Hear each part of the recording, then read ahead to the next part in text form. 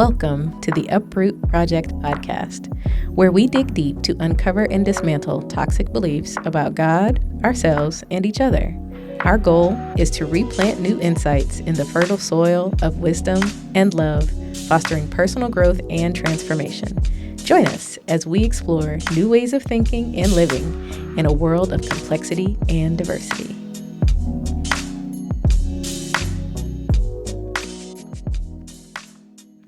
And welcome back to the Uproot Project podcast. Whoop, whoop. Whoop, whoop. Hey, y'all. I am Whitney, she, her, and your hospitable hostess. I don't know where I got that from. With the mostest. Fun. Okay, period. Here you go.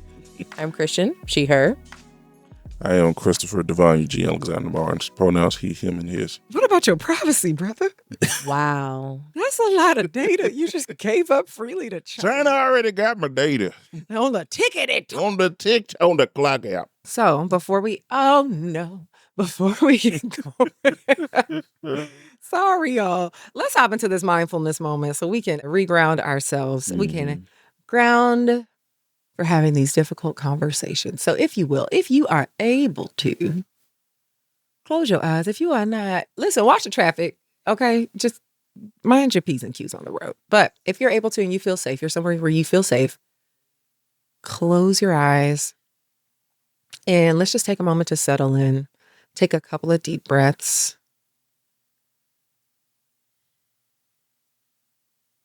Breathing feels so nice. Another intentional deep breath, please. And if you're sitting, let your feet rest firmly on the ground. Feel the earth beneath you. And then give me one slow and steady breath through your nose. Hold it at the top. And then do a slow exhale through your mouth.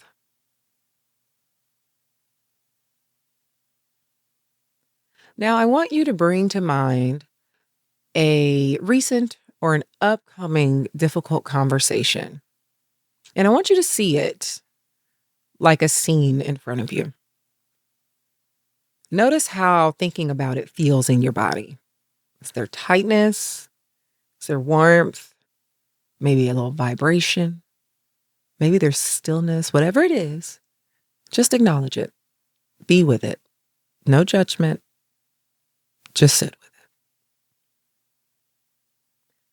And as you take your next deep breath, imagine on the inhale that you're drawing in clarity, like a clear light that just fills your chest. So take that inhale. And as you exhale, release any tension, any self-doubt. Just let it flow out of you and breathe all the way out so you can let it go. Now ask yourself, what is the truth I want to honor in this conversation? And take a minute, pause, and let the answer come to you without forcing it. What is the truth I want to honor in this conversation?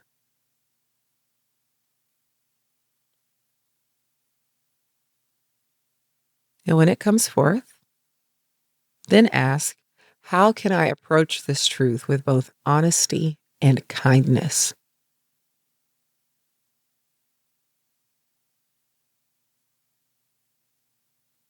Okay, we're going to take one last deep breath in together, breathing in courage.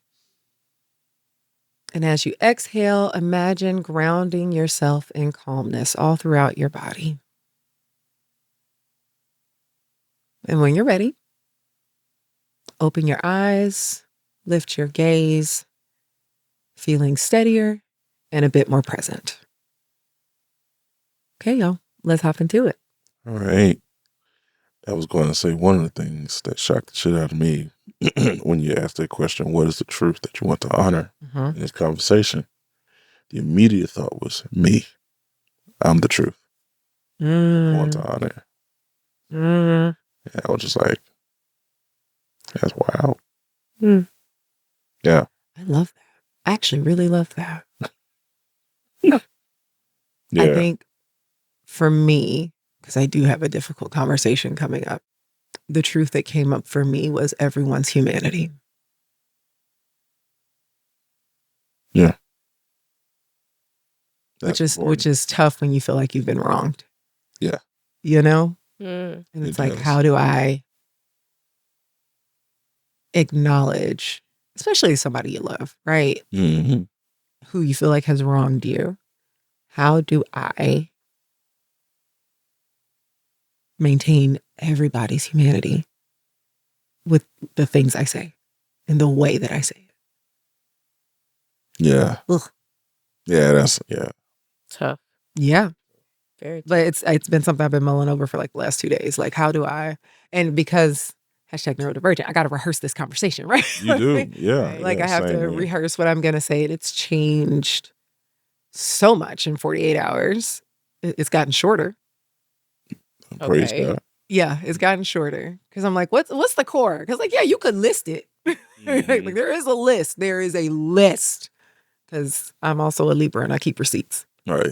People get lost in lists. But yeah. Baby, I keep a receipt. Okay. Yeah.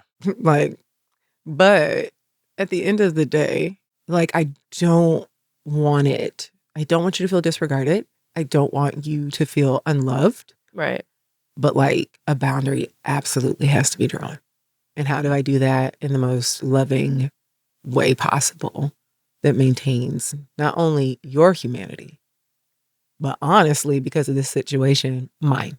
Mm. Right. Like both of them have to walk away intact. So crazy. I'm tired of being an adult. Carry on. Exhausted.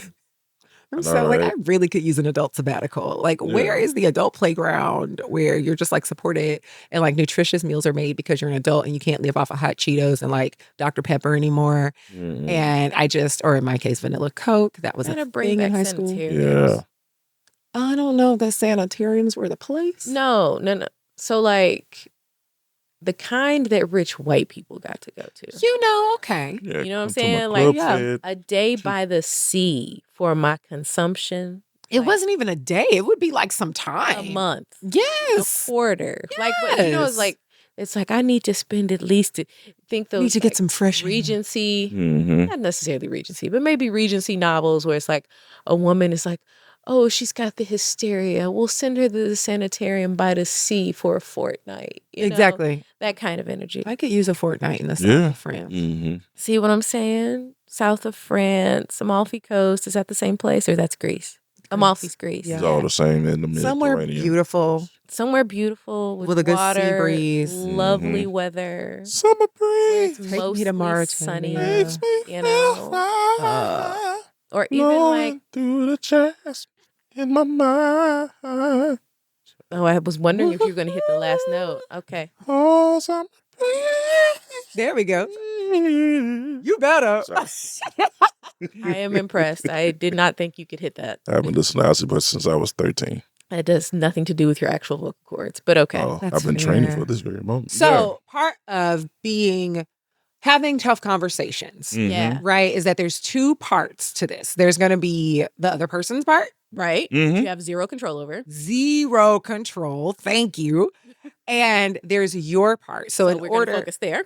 yes. Mhm. And so it's such a big thing to see yourself clearly and not only see yourself, like truly, not the illusion So, or delusion for some of you All of right. who you are, Mhm. but truly seeing yourself and taking accountability. What are you bringing to this conversation? Mm. What assumptions have you made that led you to this point? Like what assumptions are included, right? Because Right. I think we all like that's human Of course. to make assumptions or like because we're constantly drawing lines from point A to point B to see Right. like right we've got our And webs. and I think one of the assumptions that I frequently make is like assumptions about why the other person is doing a thing Mhm. or like how they got to choosing to do that thing Mhm. based on how I would have got there. Yeah, which Right. is crazy. Right. Yeah. And so it's like, oh, they did this because they're mad, or they did this Yep. because they're this, or they think that, or they don't care, right? Because the Mhm. only way I would do that is because I didn't care.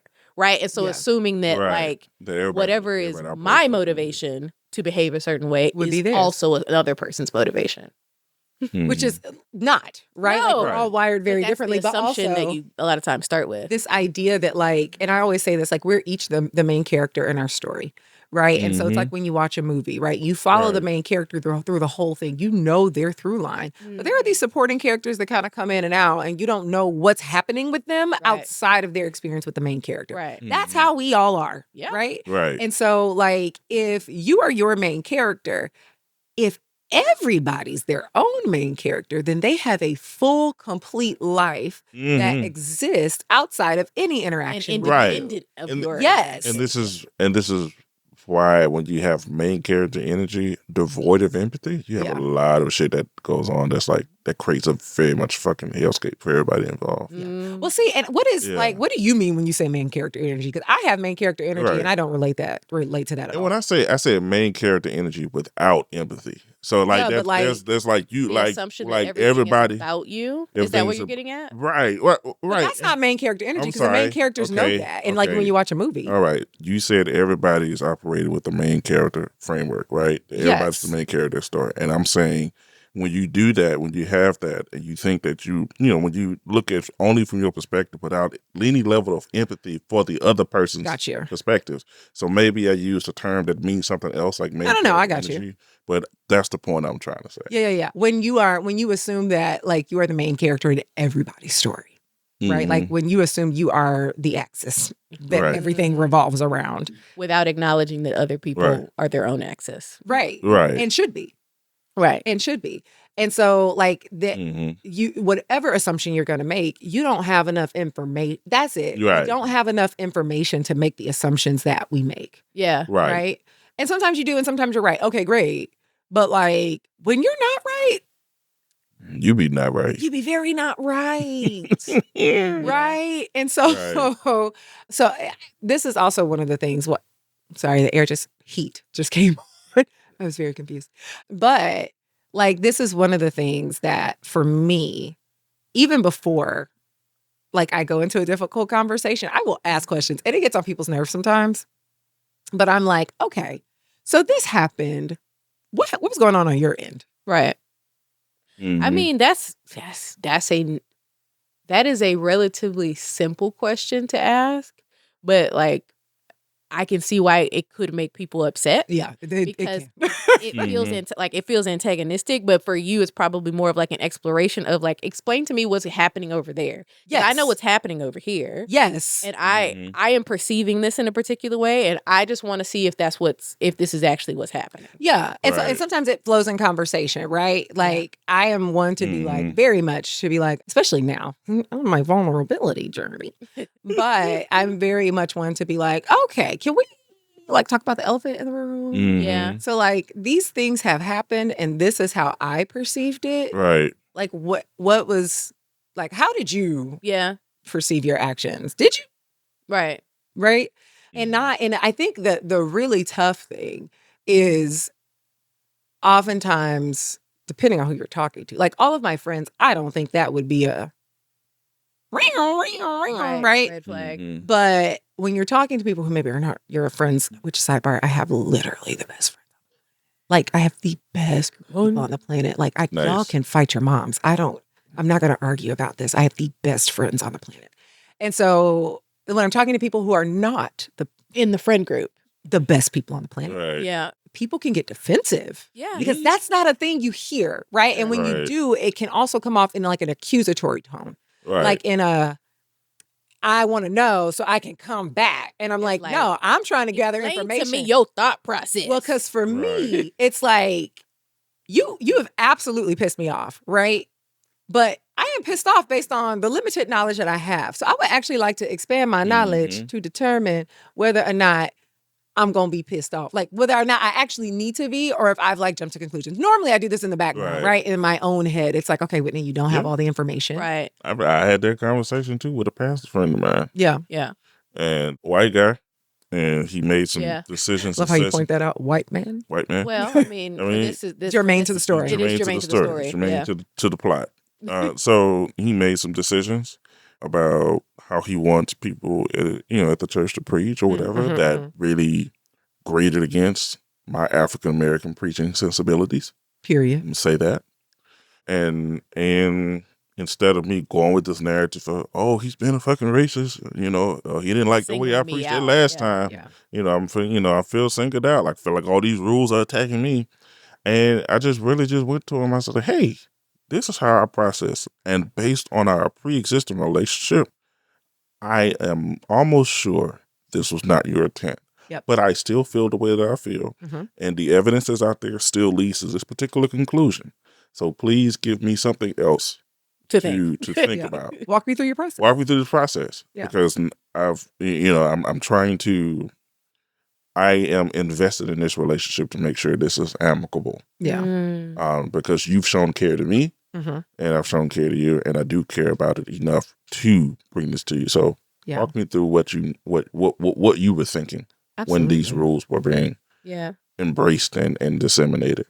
So, I mean, that sounds like you walked through the kind of the steps that Whitney was mentioning, like being aware that you have a narrative in your own head, and then acknowledging that that is not necessarily true. Correct. While what you feel is valid about the way that it affected you, the best, if you want to maintain a relationship, which is kind of where we're... That's the point. Why would you have a hard conversation if you didn't care? I guess we should lead with that. Yeah. If you don't care about maintaining the relationship, don't bother. Exactly. Let it go, Elsa. Don't waste your time. Don't waste your energy. But if you want to maintain a relationship with somebody and they've harmed you, that there's been a rupture, as we talked about in a previous episode, and you want to repair it, you have to start with, I don't think you set out to hurt me. Yeah. Mm-hmm. You have to start there. Because if you really think they set out to hurt you, that's a whole nother ball of wax. Well, and that's actually a conversation ender. Yeah. Right? Like if I think your intention is to cause me harm, I have every right to cut full this. stop. Like I don't have to, like, I've had that last year, right? So I've talked a lot about like my whole job experience, but there was an experience where shit was on paper. Right? Like it was very much writing is on the wall. You are lying on me. Yeah. And I have the proof, right? That you were lying on and to me. Yeah. And now I can decide I don't actually care what your intention is. Because for me, there actually isn't a reason to repair this. Right. I have no reason. Baby, I won't work here no more. Right. I don't have no reason. And if I see you again in life, I don't. Right. So like, there's no good intention about lying in that space for you. Exactly. And so when I have never given you a reason to do so, other than the fact that you don't want to be confronted with yourself, you don't want to be accountable. As a leader, you don't want to be accountable. Well, and as a fellow leader, I'm gonna hold you accountable. Right. I'm gonna leave. Period. And so, like for me, there's no point to that conversation, right? Absolutely, right. Because it's hey, I don't trust shit to come out your mouth. If you get to the point where you don't trust shit that comes out of a person's mouth, stop hearing the shit that comes out of their mouth. Right. Stop talking to right. them. That's when my loyalty. That is exactly when my loyalty to you becomes challenged. Yeah, it's done. It's evaporated. Do not engage. Do not engage. And that's how it works for me. I don't have a whole lot of people that don't exist anymore. Just a handful. No, it's two. And so that's a fingerful. See? It'll fit in your hand. Keep going. Yeah, but it's even smaller. You could fit it in 2 fingers. There you go.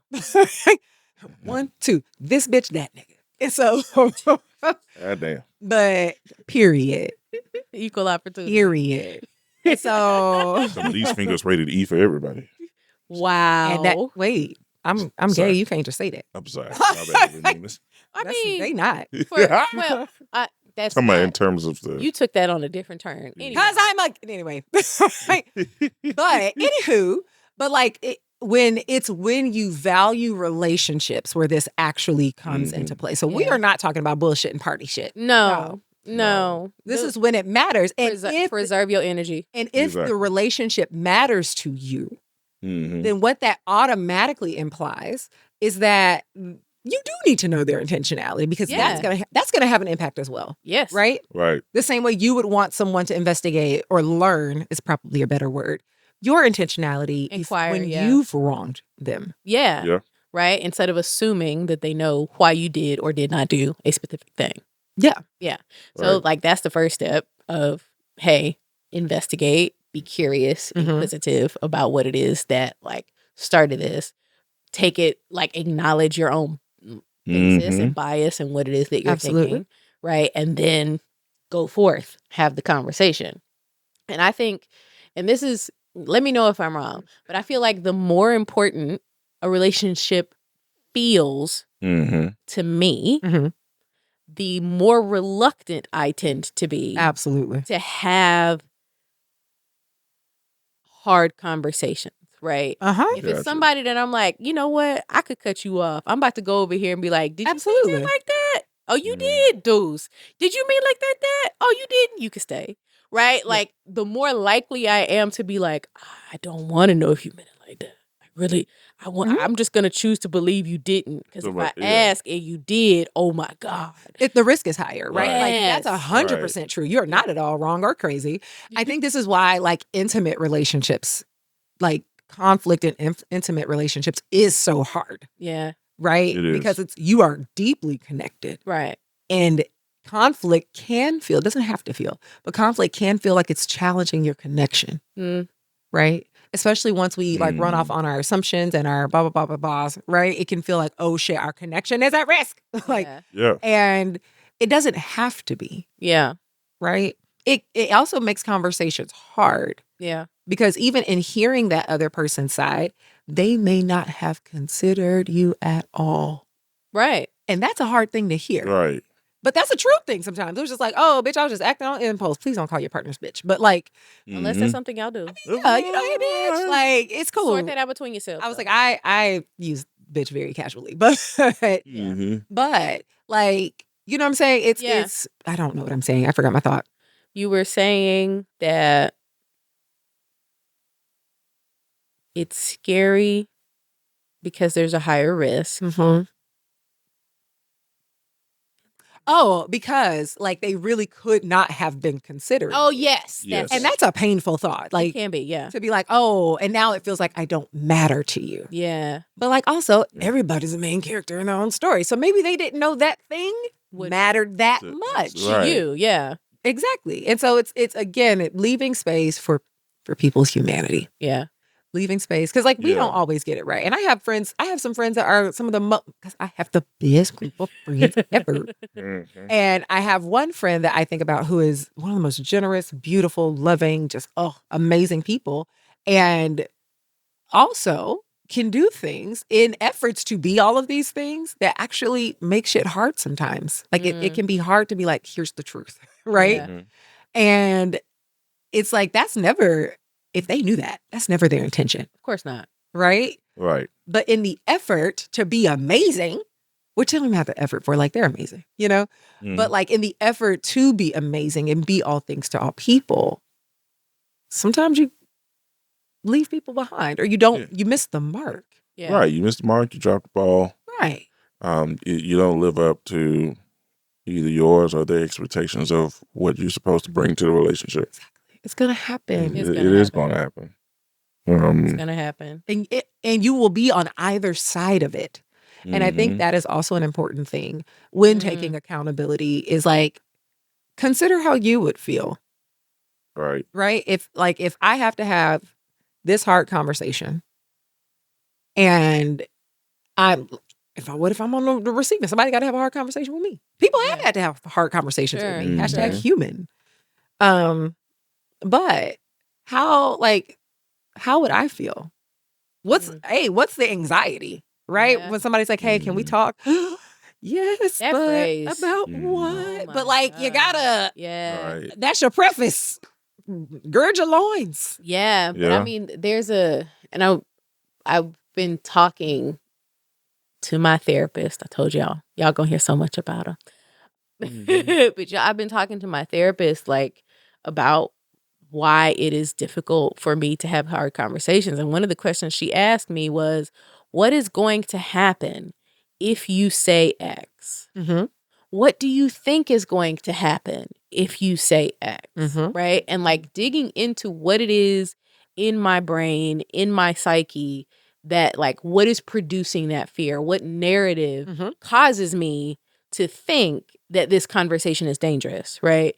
And like some of the things that have come up in the past is just, one of them is just the general overarching fear of failure, right? Yep. Anything that feels like failure, like not succeeding, not being perfect, not being whatever, all of those things are things that I was socialized to be afraid of. You don't want red marks on your score. You don't want anything less than an A. Yeah. You don't want to end up in hell because you just missed the mark, right? Like, I mean, Yes, I roll. I was there with you. I roll, Yep. but like Mhm. even though I don't intentionally subscribe to a lot of those narratives in there. anymore, those narratives they are, It just be bouncing you know, around. they be Deeply rooted is what they are. they are people used to, it was a big thing back in the day to be like, "Yeah, Beyonce is using subliminal messaging." Bitch, you don't need Beyonce to subliminal message. Y'all have implanted so much stuff deep into Mhm. everybody's psyches Absolutely. that it plays on repeat when nothing else is happening. Right.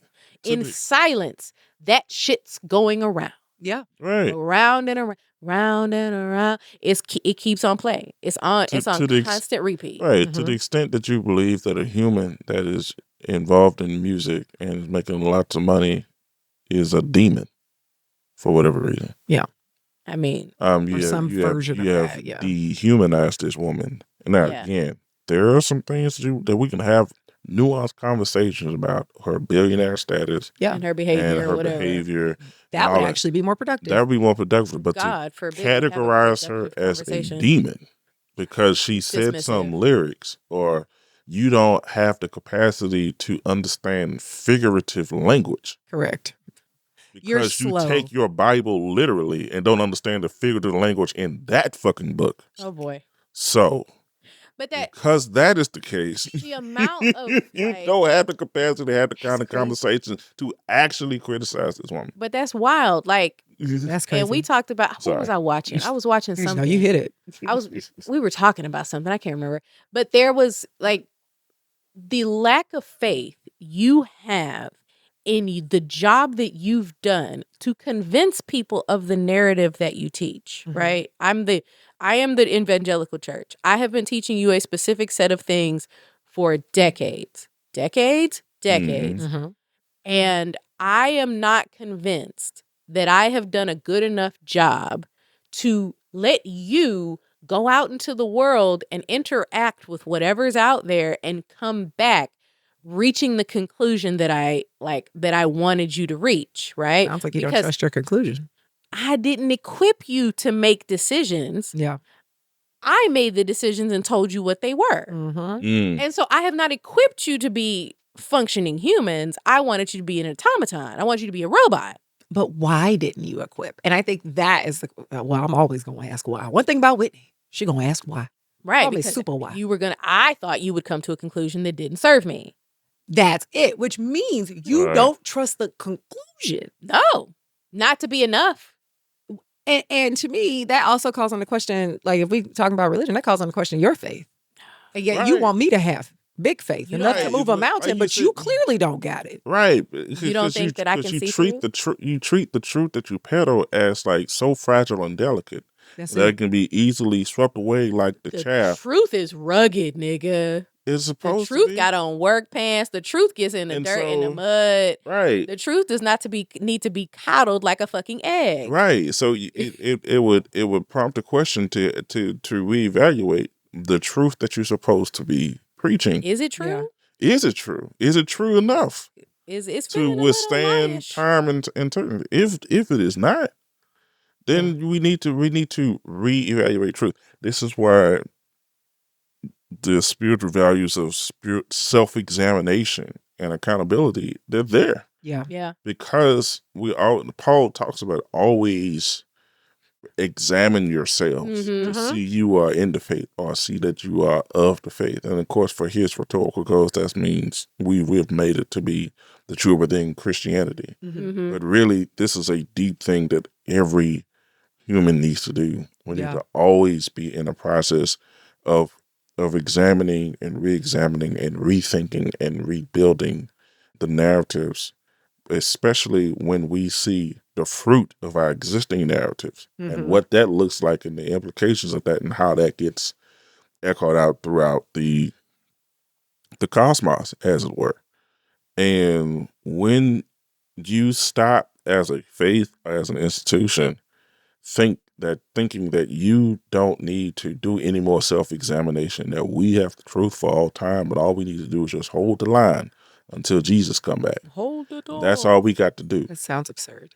We ain't got to do nothing else but regurgitate and propagate the bullshit that was only relevant 2,000 years ago. Which is crazy. When the earth That was thought to be flat. Uniquely relevant 2,000 years ago. And not When even there were in no its current planes form. then. We Not are even we in are its current form, regurgitating people's thoughts about God that were living when there were no planes, No TikTok. no TikTok, No phones, no no phone. cars. No phones at all, let Nope. alone smartphones. Right. No indoor Right. plumbing. computers. no indoor plumbing. Well, they had indoor plumbing back then. Not like we got. Not like we got. But Yeah. They had it sewer was not systems what and they stuff. had sewer systems. Yeah. But I'm just saying there are some things that are true about it, but there are some things that we have contextualized from that book that we have not carefully and keenly evaluated to see, oh, hold on. Does it still apply? We have a more evolved Still- consciousness about this particular issue. Or So the we culture has shifted and we don't agree with this anymore. Right. Like Right. that. And I think that's what happens. They just decide to disagree with the culture Mhm. instead of examining the relation between the two. How did that work with slavery with y'all? How did that work out? So far, so great, because we still have people who are imprisoned as slaves. So And fighting fires for free. Yeah. turns out. Yeah. But they hold on to it like a bag wig. And They do. Crunchy ass wig. I'm sorry. your wig dusty. Yeah, but I've just finished a book and it was talking about when you were saying, like something that was relevant 2,000 years ago, and to which my first thought was, this is the longest game of telephone ever. Because even what we have now, Yes. what we have now isn't even what they had. Exactly. No, it's Right? And so 2,000 years ago, the New Testament did not exist. That was amalgamated over the time since then, right? Right. They Yeah. gathered up the pieces for that. All they had was the beginning. They had the Old Testament. All they had was Old Testament Right. and oral Which was testimonies about not Jesus. written in the time some frames prophets. that it is referencing, right? Right. These are all They had letters from Paul. They was receiving letters. right. Mhm. And who actually wrote the letters? Dubious. A lot of them are very dubious, and a lot of them, Right. like if you leave the church for 5 minutes and go into any circle where they're actually studying shit, they'll tell you like this one wasn't written by Right. Paul. This was written by so and so. We're pretty sure this one was written by so and so. We don't know who wrote that shit. Right. And so there was this is why I mentioned the book. So I was finishing this book called Central Faith. Can't remember the name of the author. She's a preacher though, a Black preacher. And she was talking about how there was a conversation about the different translations of the Bible. Mhm. And the New American Standard Version is the one that people typically used to study, is that right? NRSV. NRSV, thank you. New Revised Standard Version. Yep. My brain And was so that's the doing one it. that people Yeah. typically used to study because it's At least in supposed to academic be circles. it's supposed to be Gotcha. it's The most literal word for word translation. is it word for word or thought for Translation. thought? Word for NIV is word. the thought for thought one, right? NIV is thought for that. It's more of a dynamic equivalence. Okay. So translation. But, pause. That idioms. part's not as important. I don't want Yeah. people to get Yeah, distracted I'm by, sorry, my by, bad. by It's okay. I Chrissy's floated away a acronyms. little bit. but Yeah, I'm I back. saw it happen by the Saw the acronyms light and lead all of the big down. words. Okay, so the point was NRSV is supposed to be, where I'm going to use air quotes, the most accurate translation, Mhm. right? That's the idea when you're studying. It's supposed to be the most accurate translation. So in the book of Ruth, Mm-hmm.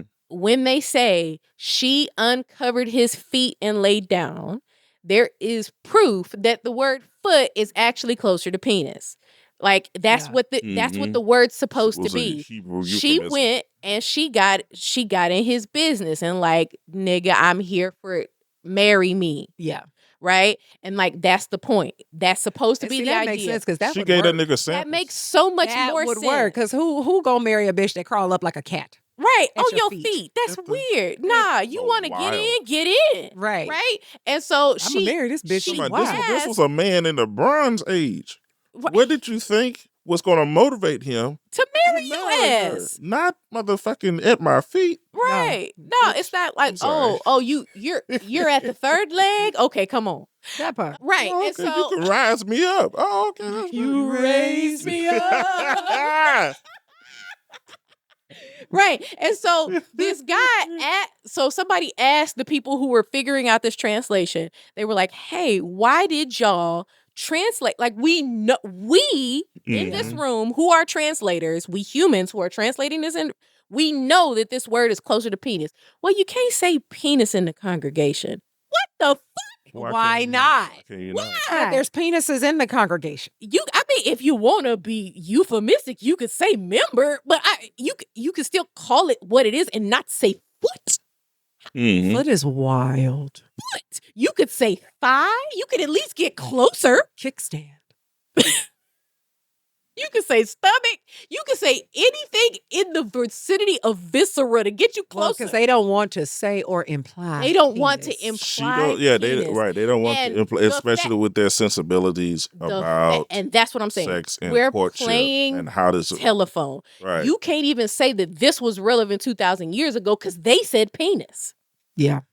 They had a For more something very close. they had a more Whatever evolved cubic. understanding. What Pubis. cubic bone member? What they use the word for the anatomical part. Yeah. And the fact that 2,000 years later, when we know we have language for these parts that we all share, No, that's we crazy. even have euphemisms we all share. Right. So now And you can use any of them. I feel like now I understand why people that come across super spiritual just feel fucking weird to me because they doing weird shit based on weird information. Yeah, they are. Like the women that be like the marriage girlies because there's the the people trad wives. Yeah. No, not the trad wives. The girlies who trying to get married, the ones that be in the singles ministry. But they real holy. They be doing some of the strangest shit to catch you. They do. Well, all you gotta do is uncover his penis, girl. Based on his fucked up game of telephone. I mean, yeah. I mean, that's why you look weird, bitch. And that's why he's not interested. Right. And if he is, he's weird and probably a little gay. He could be. He's definitely weird though. He's definitely weird. I think he's probably a little gay. Abusive, extremely controlling. Or he is like me, and he has some really aggressive narratives. Yeah. And he has convinced himself of a lot of things, and he's going to be untying himself out of knots if he does manage to marry you. He's probably a little gay. He might be. You're a little gay. Oh, I am. But I mean, being in the church and being a little gay are not like no, two different things. But I'm just saying. No. They meet in a way that causes you to go down a path. No, I was a little gay in church. I know.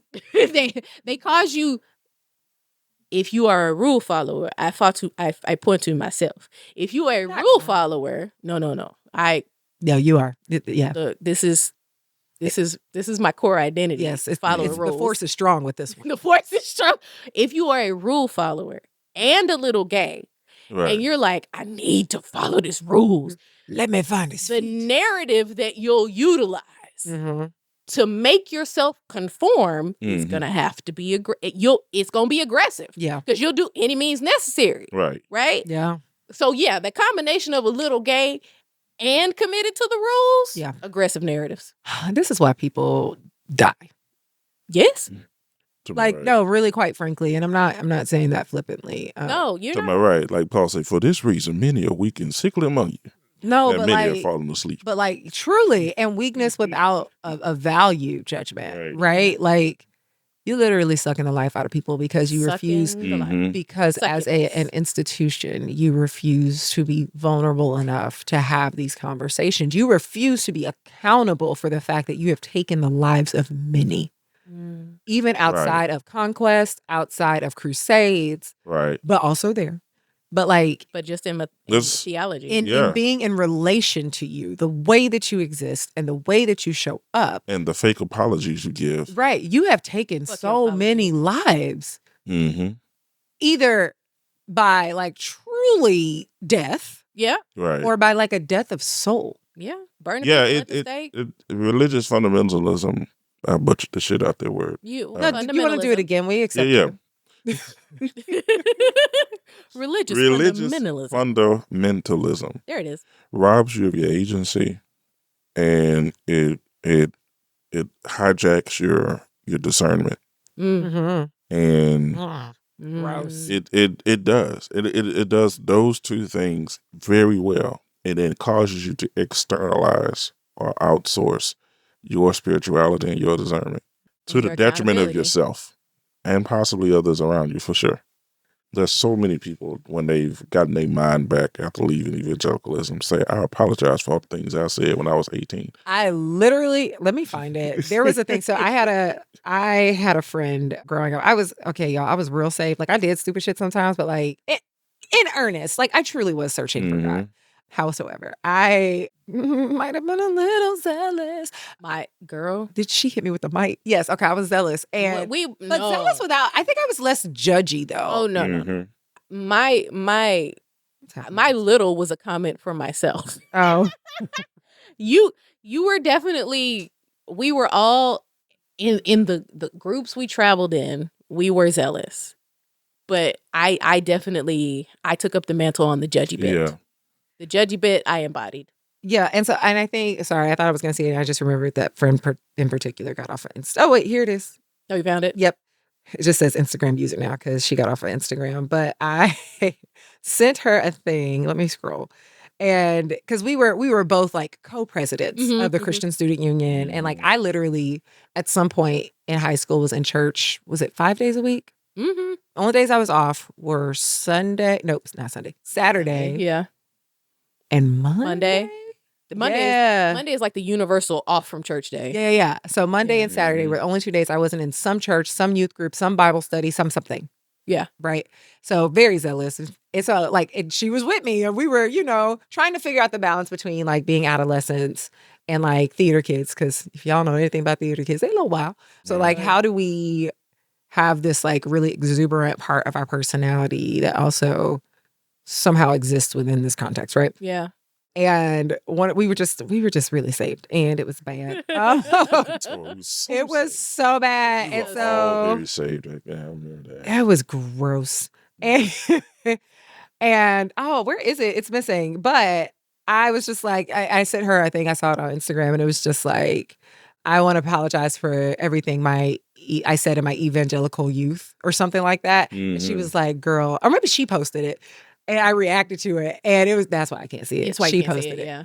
And I'm just like, no, I am so glad I wasn't any further into the internet when I was younger, because dear God help us. Just the way these Christian apologists be out here like this. I don't think I could erase. Like, did we have that much internet when we were younger? No, not in high school, but like college. Oh yeah, okay. I started to get like in the net. I got on Facebook in college. Same. You needed it. You had to have a college old email. enough that you needed a college. I got on the first year because I was in college when it happened. Yeah, when they spread it out. I was one of the first campuses, like one of the first 10. Yeah, so. That was back. That's when we got on the internet. First 6, I think. Well, I mean, there were some people who were on AIM and stuff before that, but it wasn't like this. Oh no, I was on Yahoo Messenger and AIM in high school. No, but I'm saying like the enduring. It's posted. People can look at social it. media. Yeah, well, people had MySpace before that. Yeah. That's true. I didn't get into MySpace. You had the code for that. It was ugly, and I don't care how much HTML you knew. It was still ugly because the framework was bad. Anyway, it was ugly. But I can't do ugly things. I'm a Libra. When people are like, "Oh, I need to go back and scrub, my stuff so you don't see," and I was like, I'm not gonna go looking because I wasn't on the internet like that, so I don't think I posted much. Like most of my stuff was very. I should be coming to Facebook memories. The memories deleting every time. Yeah, every time. And so I didn't post. Right, and so for me, I don't have to go erase it. I love that. I don't erase shit. I need a reminder for how bad I was. Well, I remember as bad as my memory is. I remember. No, I don't. But I said some of the craziest shit. I was like, wow, it's sobering. It is sobering. This is going to be problematic when I become a public figure. Take that off. I don't think any of mine were that bad, but they were just very. Oh my God! I mean, such an outsourcing of power. Yeah. But it's always going to be by books, y'all. Get over it. Period.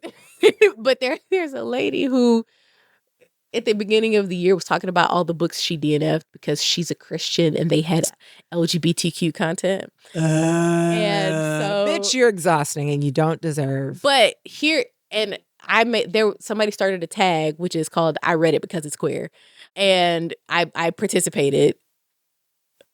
What just happened? Celebrating you.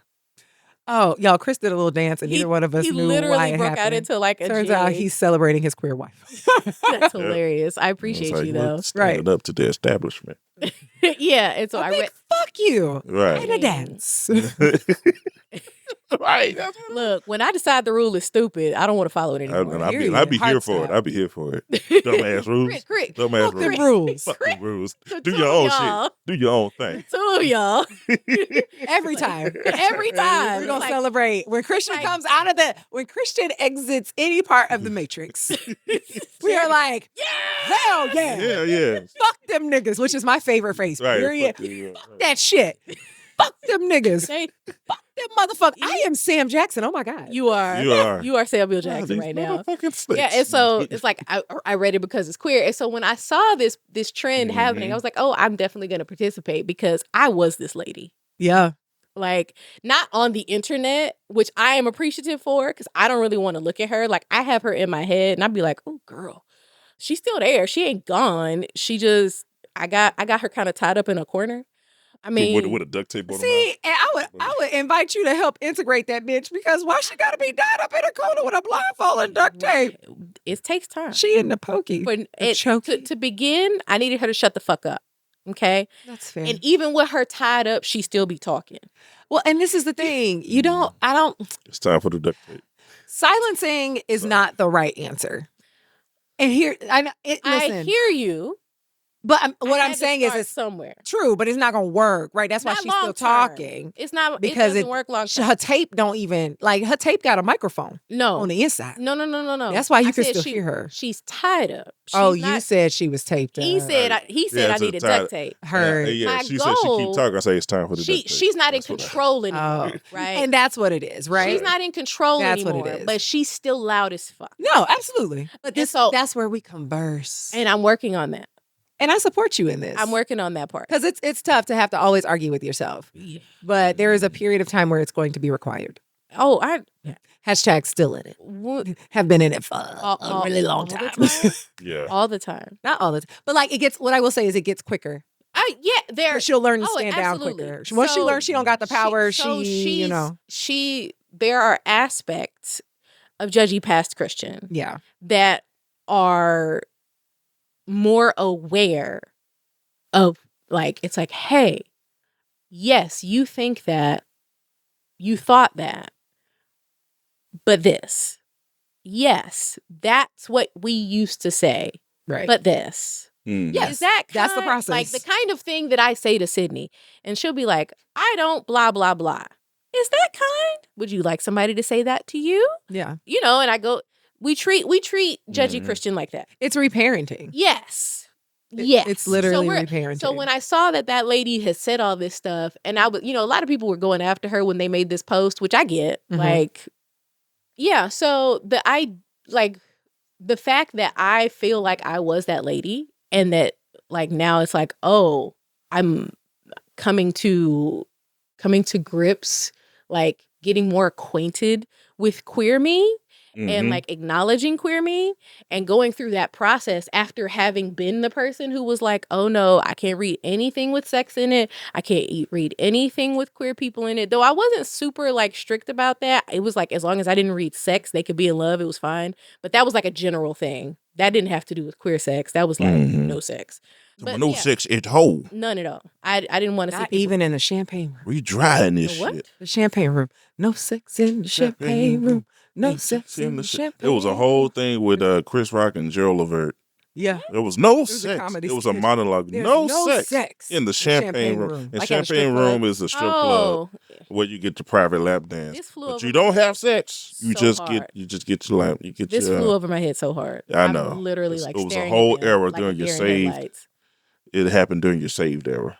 I've never been Mine one too, for though. like that type On of to it. I comedy. said mine too. It was during my safety. Oh, era. yeah. Yeah, I'm that type of comedy is not usually my No, it was thing. funny though. I think you would have Yeah, not enjoyed it per se, but I think you would have found the humor. yeah. Chris Oh, Rock yeah, was very maybe. deadpan. And it was Gerald fucking Levert singing like Gerald fucking Levert. Right. It's That part I Just can singing the definitely hardest appreciate. shit. But yeah, like seeing this, like all of these queer people feeling like you Yeah.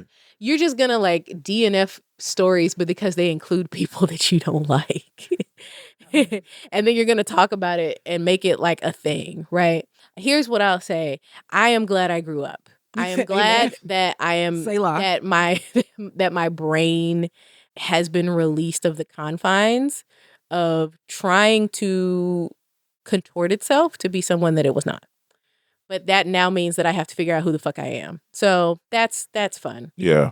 So yeah, back to what we were talking Yeah, about. I was going to piggyback on that because, like you said, there is a period of vulnerability that I'm still in now. I was like, okay, well, who am I?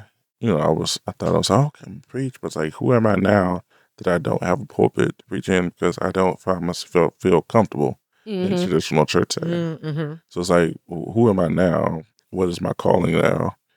And what does that look like now? Yeah. What does spirituality look like now? What does my spirituality look like now?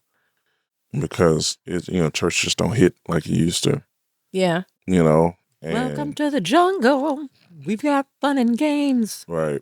And while there are churches that I would probably vibe with that do have a more progressive bent to them, there's still like a church mindset that I struggle with. Yeah. I was even thinking about that. I was like, okay, what kind of person?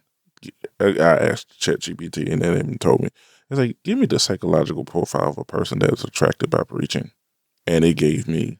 Say that again? Doing what? Give me the psychological profile of a person that's attracted by preaching. To preaching?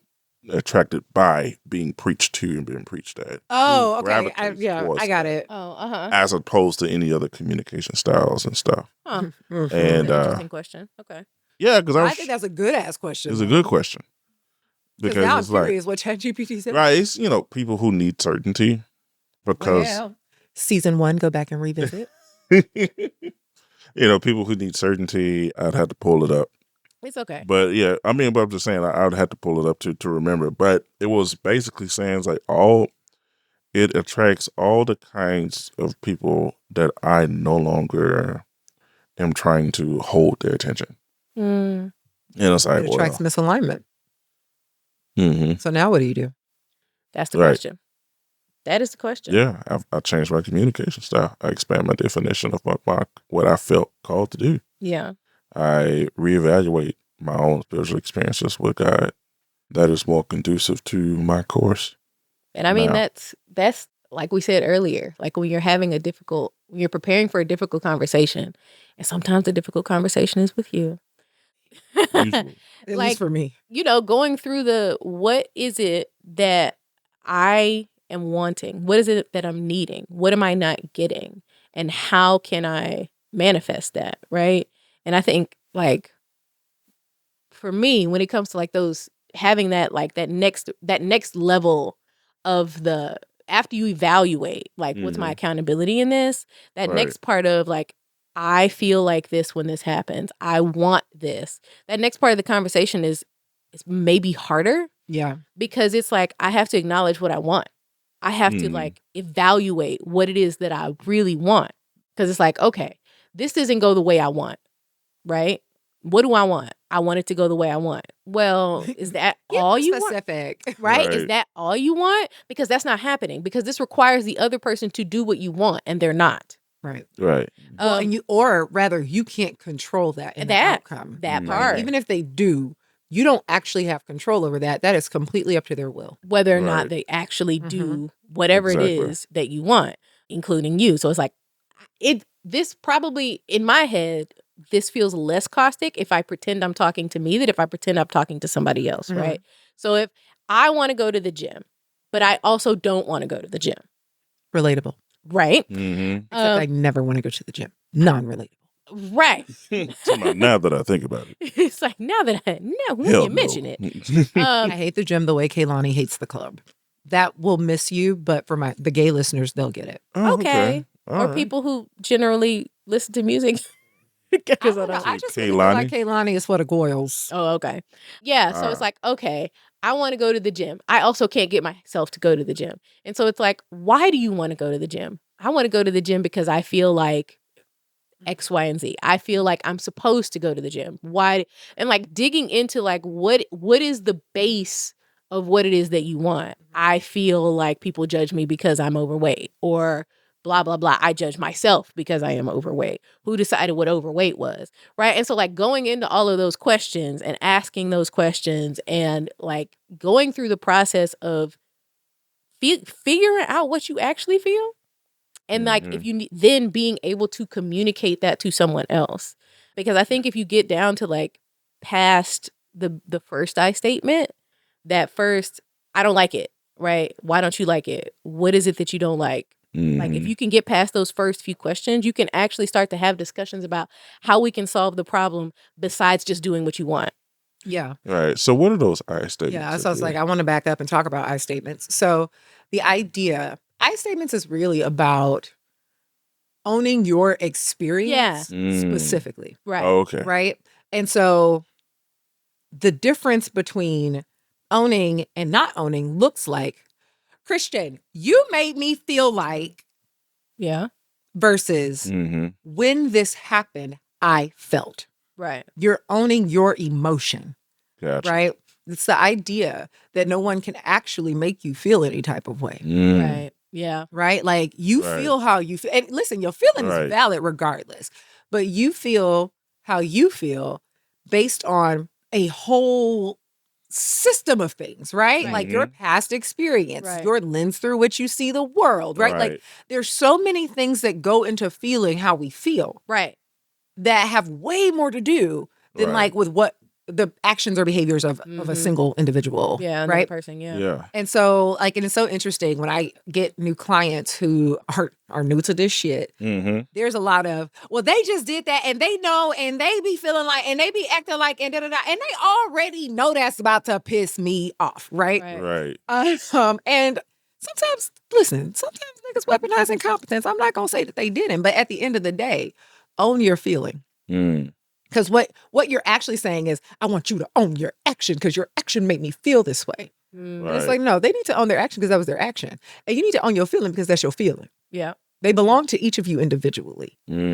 Right? Yeah. And if you're in a caring, again, I'll go back to caring conversations. If you're in a conversation that actually matters, right? Like you have some skin in this game. Also, if you keep having to do that and like it's not receptive, maybe you reconsider the parameters of your relationship. But whatever it may be. Yeah. This is where boundaries come into play. But this owning of it's owning your own truth. Yeah, is owning your truth, and it's actually learning how to speak the truth in love. That's it. And so, like as much as we want to, no, go ahead. Promulgate that, and that's really it. Yeah. And so, like, and I think it's the externalization. And allow me to muse for a second, but like, I think the externalization of that is still like us distancing from our emotion. Right? To say you made me do it. Oh yeah. Yeah, exactly. Absolutely. You're still not cool with you. And maybe I would bet haven't truly investigated what actually happened inside of you. Sure. Because when you have to own it, you have to say, I felt, well, shit. And you have to. Why did I feel? You have to explore it. Yeah. Right. Yeah. That's the now you're fucking Dora. Okay. You gotta go on an expedition. Go on a journey to Ernie. That's my favorite. I know it is. And so, and so now, like you have to go deep inside and figure out, okay, what pieces of me came together for this to actually happen? And then you got to take accountability for your shit. Yeah. Because oftentimes what we see is people using, when you externalize to like, they did this, then you get now I'm gonna, like now you're reacting. Right. Right. So you're not even in control of your own behavior because your behavior is contingent upon that other person. Yeah. When that is never the way it has to be. Right. Not as adults with agency. Right. That's never the way it has to be. Right. Like you can always respond to your environment. It's a choice. Reaction is a choice. Right. Yeah. And I was going to say, just like you said that for relational, it even spalls out to even like projects. And Absolutely. things that you are passionate about, and you just have to be more introspective about why you're doing what you're doing, and be more perceptive and present to sense when you may need to make some changes or pivot. Absolutely. Like I had, like I said, I had my own, come to Jesus moment several times over this past couple of years about different projects I was doing. And it just really kind of came down to, say, okay, is this more of a me thing? What's the vibe here? Yeah. What direction do I need to go now? Now that that the fruit of my decisions over the past 18 months has been this, when it should not have been. What does my vision for my life look like now? You know? Yeah. And and instead of blaming everybody else for the failure of the project, Yeah. it's like, okay, what did I do that contributed to this, and why has there not been an attraction or gravitation towards whatever I'm trying to do? Yeah. And you know what I'm saying? Absolutely. yeah, and so I think like what you're talking about is very similar.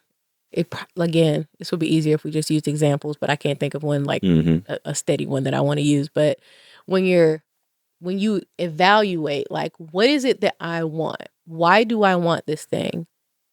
And is this the only way to do the thing I want? Yeah. Right? Because I can say for me, that's usually where I get caught up. It is very hard for me once I get locked in on an idea, and I think you're similar, to be able to go, that's not the only way to do what I want, though. Yeah. Like, there are other ways to do what I want, but I have to get down. I have to keep drilling. Well, I want this. Why do you want that? I want that. And the closer you get to, if it's I want peace, I want security, I want to encourage, I want this. Like, if you can get down to that bottom layer beyond like the easy shit that's like floating on top of the water, once you dive down deep and like really see what's the bedrock of my problem, like then you can start to like shift your approach, right? Yeah. Because don't be persistent, Right. pivot. Yeah. And a lot of us, we stay banging our heads on walls. And it's like, look, no, It's like, my head is strong enough for this brick. is if your goal is a concussion, Right. right? If the goal's not a concussion and you want to get to the other side of the TBI. wall, you might want to like step back and see if there's any other option. Yeah. Do I need a grappling hook? Do I Right. need a shovel? Do I need to walk a few paces to the left and find a door? So the example that comes to mind for this is one of like and I'm probably going to say this just as a creative, right? So like the example of, what do you want to be when you grow up? And we ask kids that until they were probably about middle school. Yeah. And once they get into high school, we want you to get serious about your answer. Yeah. Right. And in terms of, what are you going to be? Well, no, you need to pick something that's going to like be lucrative. You need And to more pick something- realistic. Right. Yep. What the fuck is real? Anyway. But I like, carry an entire computer in my pocket. That was not realistic 40 years ago. I'm just saying reality is a construct. And so like truly. But, and so then you end up doing this thing, right? Like you might go to college. I will speak truly for the millennial journey. I think the Zers, they onto something. They trying to be. They figuring They shit out. definitely trying to. Right. But for millennials, it was very much, well, you want to have a good life. You got to get a degree. You got big dreams. You want fame. Well, fame costs. Sorry. I did this earlier in the week with a Christian, and she did not get the reference for fame at all. Anyway, but like, Now I know. it's very much like you pick a career, you pick a major, right? Then you pick a career so you can make money because you were told. Matter of fact, I'll be the example. Okay. So growing up, there were two things I wanted to be: an actress and a psychologist. Yes. All Two right. things. So growing up, I kept growing. And people were like, oh, what do you want to do? I want to be an actress And a psychologist. and a psychologist, right? Like, I don't know how that worked, But that's what but I these want. two things feel great to me. And they felt great since you started asking me when I was 4, They give me life. you know? And it very much became a conversation in truly my family primarily and like concerned adults. Yep. That like, okay, that's great. Oh no, you are good, but like you need a backup plan. Like, Yep. first of all, bitch, psychology, can't that be a backup plan? They didn't. But the problem is they knew people that majored in psychology and didn't do shit. Yep. That's not what I wanted to do. They ain't got shit to do with me. It's not my business. And so like I ended up as a very determined young person, I ended up going to college Yep. for theater the Yep. first semester Yep. and was just like, oh my God, this is, first of all, it's too fun. Second of all, like, am I going to starve to death? Like, not in college, but like in life. In life, yeah. And like, something about being away from home, it should start to get real a little bit more. And it's just like, oh no, maybe they're right. I need a backup plan. Now, let me tell y'all, A bitch ain't never been good at a backup plan. I am very plan A.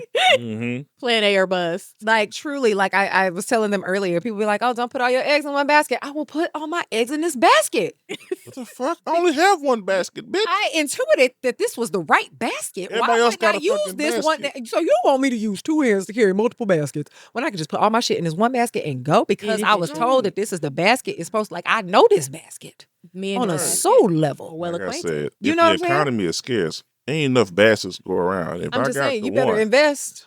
I'm gonna invest in my one. You know, and that's really, honestly, and I know they're like, oh, that's a bad thing. I'm assuming that came from financial shit, which is, you know, different. You want to diversify your streams of income. Yes, I support That's that. right. I'm not saying that. But like, we've taken that and extrapolated it to mean so many things.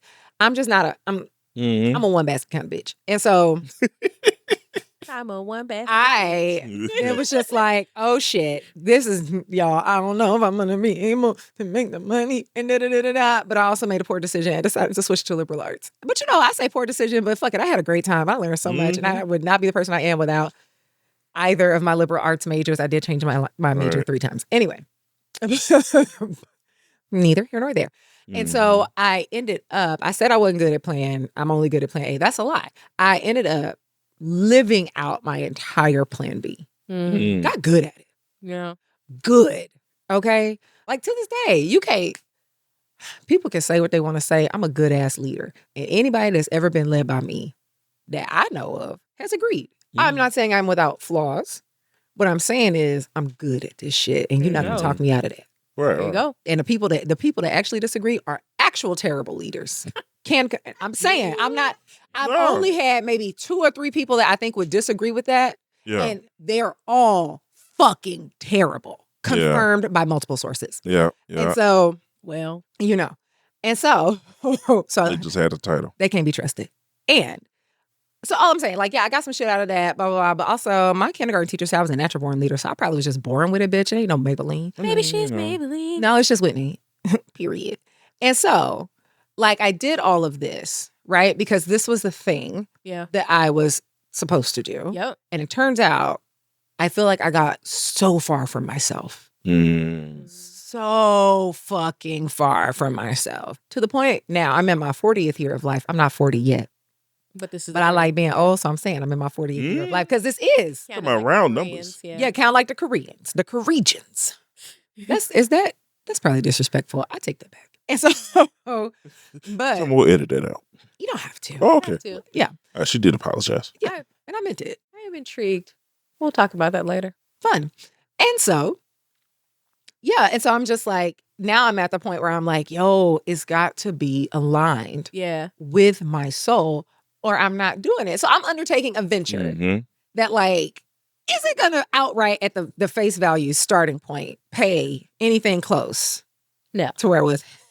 I mean, God, if you want to sprinkle some magic, cool. But It will work.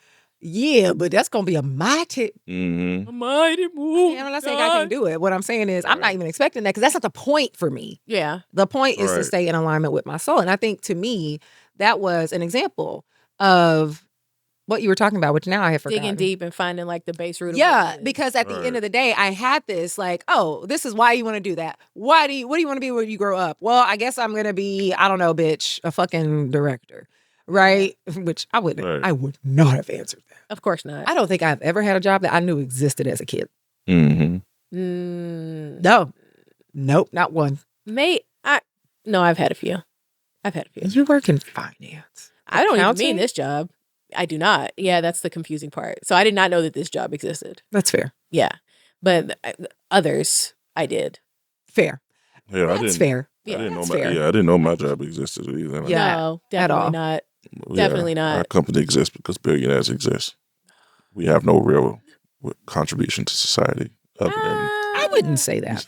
I mean, there is some, but the scale, depending the on- scale right. on which they Yeah. function Right. requires a lot of people with outrageous amounts of money. Yeah, that's what I mean. Yeah, Correct, so correct. it's scale for sure, not Yeah. the general objective, but like Yes, yeah, Mhm. that's fair. no. And When he so- said it to me the first time, I was like, I don't know if that's true, but like scale, yeah, And so it's this question of like, well, why do you want to do that? Well, because I want to make money. yeah. Well, why do you want to make money? I don't know, because I don't want to be broke. Okay, wanna but eat. why don't what is the fear under the brokenness? Bitch, Poverty is the fear. Poverty is the fear. Right? The fear that like I won't have the things that I need. What's under that? The fear that I won't be safe. It's a fear of not surviving. Right. And then when I got to that fear of not surviving, what I recognized is my plan B that had the money wasn't actually allowing me to survive in the way in which I needed to. And having to make that switch to say, oh, so money is not survival. Prestige is not survival. For me, survival is alignment. Turns out it hit a little different. It's still hitting. Watch me unfold. But it's still hitting. And it's been a long hit. It's been like 19 months now that I've been on this particular leg of this journey. But it is something different when you get to that base question of what do I actually want? What is what? What is the what? What is the why of what I need? And I could all day, well, because they said and they asked and they didn't and they did. Yeah, I could do that. But where does that get me? Yeah. Where does that get me as an adult with agency? Where does that get me? If I'm you. Externalizing all the time. Yeah. Right. I'm relinquishing my power to you. Right. You got to. And for why? And for what? Like, baby, if they did, cool, that's what it is. And I think that also applies in relationships, right? Speaking as the person who is not married in this room. Nice. Like, I think that is also another thing when you're like, well, I just need them to. Why? Why do you need them to? What is it you're trying to get? Right. And if you get to the bottom of it, you may see, well, baby, whether they're capable or not, they are not giving it to you. Yeah. Right. And So, that's make a choice accordingly. Right. And that's interesting because, and like you said, I've said this sometime in the past, that if you need closure, close it. It's not. Amen. And I'm trepidatious about saying it because I have been the person who has not given closure to people that needed it. But I've also been on the receiving end of people who have not given me that. Yeah. And I've had to close it. And so it's like. I was like, we do it all the time. Death is often a closure that you have to make. Sometimes it's like forcing your hand, you know? And sometimes even when people die, it's like it still doesn't feel closed. Yeah. But so it's an you ownership. have to close it. Yeah. You have to close it. Right. I don't know why they broke it. I don't know. But you got to close it. But you got to close it. If you're going to move on, if you want to stay here, then keep asking that question. And because unbeknownst to you, it's going to remain rhetorical. Yeah. Because there will never be an answer. Even if you talk to the motherfucker, they will never give you an answer. That's going to satisfy. That's going to satisfy you. Yeah. You have to close it. You have to close it. You have to make the narrative and the script in your head that gives you the peace to move on. Yeah. Yeah. Nobody will get that for you. And stop externalizing your agency in that regard. 100% agree. Sorry. me processing. No, I 100% agree with that. Something that I've read recently, I can't even tell you which book because I read 3 books at a time. Same. And so one of them books, and the 3 that I'm reading right now are relatively similar. I wouldn't even. Yeah. I didn't even know. I try to avoid that. I didn't do it on purpose. Then I can't keep it straight. I mean, I'm straight enough when I'm reading it. All right. But like they honestly fold into each other. No, really I got nicely. you. But it might have been a book I finished. It might have been the Osho book. Anyway, this idea that like the future is like, it's a delusion. Oh, we talked about this, like the future, but it's also based on past, right? Yeah. That tomorrow is yesterday's past or something like that. That was me, but tomorrow's we today's about that past. concept. Something along that line. Today is the future's past. Yes, that's what it was. I was like, I'm going to. He's like, I'm going to get it. Wait a minute, because I words remember. right. Yes, today is the future's past. Is the future's? It's tomorrow. Today is tomorrow's past. Today is. Because it wasn't today, because it's talking about the future. Anyway, the idea. The idea that like the future is just a projection of the past. That's it. There you go. And so, thank you. Yes, it's just a projection of the past into the future. That's all you can do. You don't have enough information to actually imagine things To the way project. Gotcha. Yeah. they could be. And so when I think about closure, it's like the thing that is preventing you from closure, it's not actually the past. It is like whatever future you constructed while you was in the past that you still holding out hope for. Like you're refusing to exist in the present. Yes. Of like what this actually What the reality is currently. Yeah. You know, and so it's interesting. Like there's been several, like 2024 was a doozy of a bitch. And like there are several people that have fallen out of my life. And there are moments where I'm like, but that don't even make sense. And then I'm like, does it? Literally, I'll be in the bathroom mirror being like, now Whitney, I want you to tell me why that don't make sense. Because based off of everything else you said, experienced. It seems in line. I was like, it doesn't make sense with your fantasy. Right? There's this guy I started following recently. He does like all these like, it's just information posts, which I love because I say that shit all the time. Like it's information. Yeah. You got to decide what you're going to do with it. Right. Do with that what you will. Exactly. Right. And so, but he that was one of the things he was talking about. He's like, when you're I think one of his posts was like, when you're revisiting relationships that have ended, like you have notes. Right. Like you've done this before. So like basically the general gist is like go in eyes open and like don't try to make it something that it's not. Right. Shit. That also happened to me in 2024. What was 2024? I'm so glad she's done. Shit show. But it was a good shit show. I mean, there were good parts. It was like more like a bounce house. I can't do bounce house. And I don't care for them, but like it was fun. I loved them. Fun happened. My niece don't. They just smell weird. They feel like child feet and sweat. They smell like feet. I don't. Sticky And that's if jam hands. That's if you get a good one. I don't I don't know. Anything that has too many children touching it really is concerning to me. But that's why I don't go to Chuck E. Cheese. I just exactly. That smell like feet and pizza. Because it's children, and I love them, but fuck. But no, and so like this idea that like you have to come to grips with what is in the reality. And I know I said reality is a construct, but like what has experience said? Right. Because somebody can, first of all, people can talk a good game.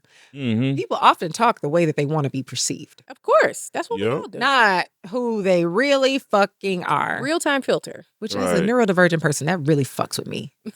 Fair. Like it fucks with me heavy. Cause just tell me what you mean. A neurodivergent, I'm pretty direct. I'm kind of direct to a fault. Yeah. Fuck that.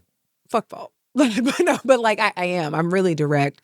And now that I've been on my vulnerability journey, I'm really like saying what I mean, right? Like, because I deserve. And so what is the result of that? Like when you go ahead and you take that leap and you're like, you know what? This feels weird. And you're not being clear.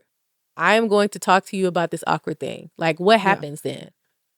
With another person? Yeah. Oh man, it depends on or the person. Even let's go with another person for now, because we kind of talked about what happens with like when we do it with ourselves, like coming to realizations and like deciding whether or not to pivot. But I guess the same thing kind of happens when you talk to other people. You get feedback, you get information.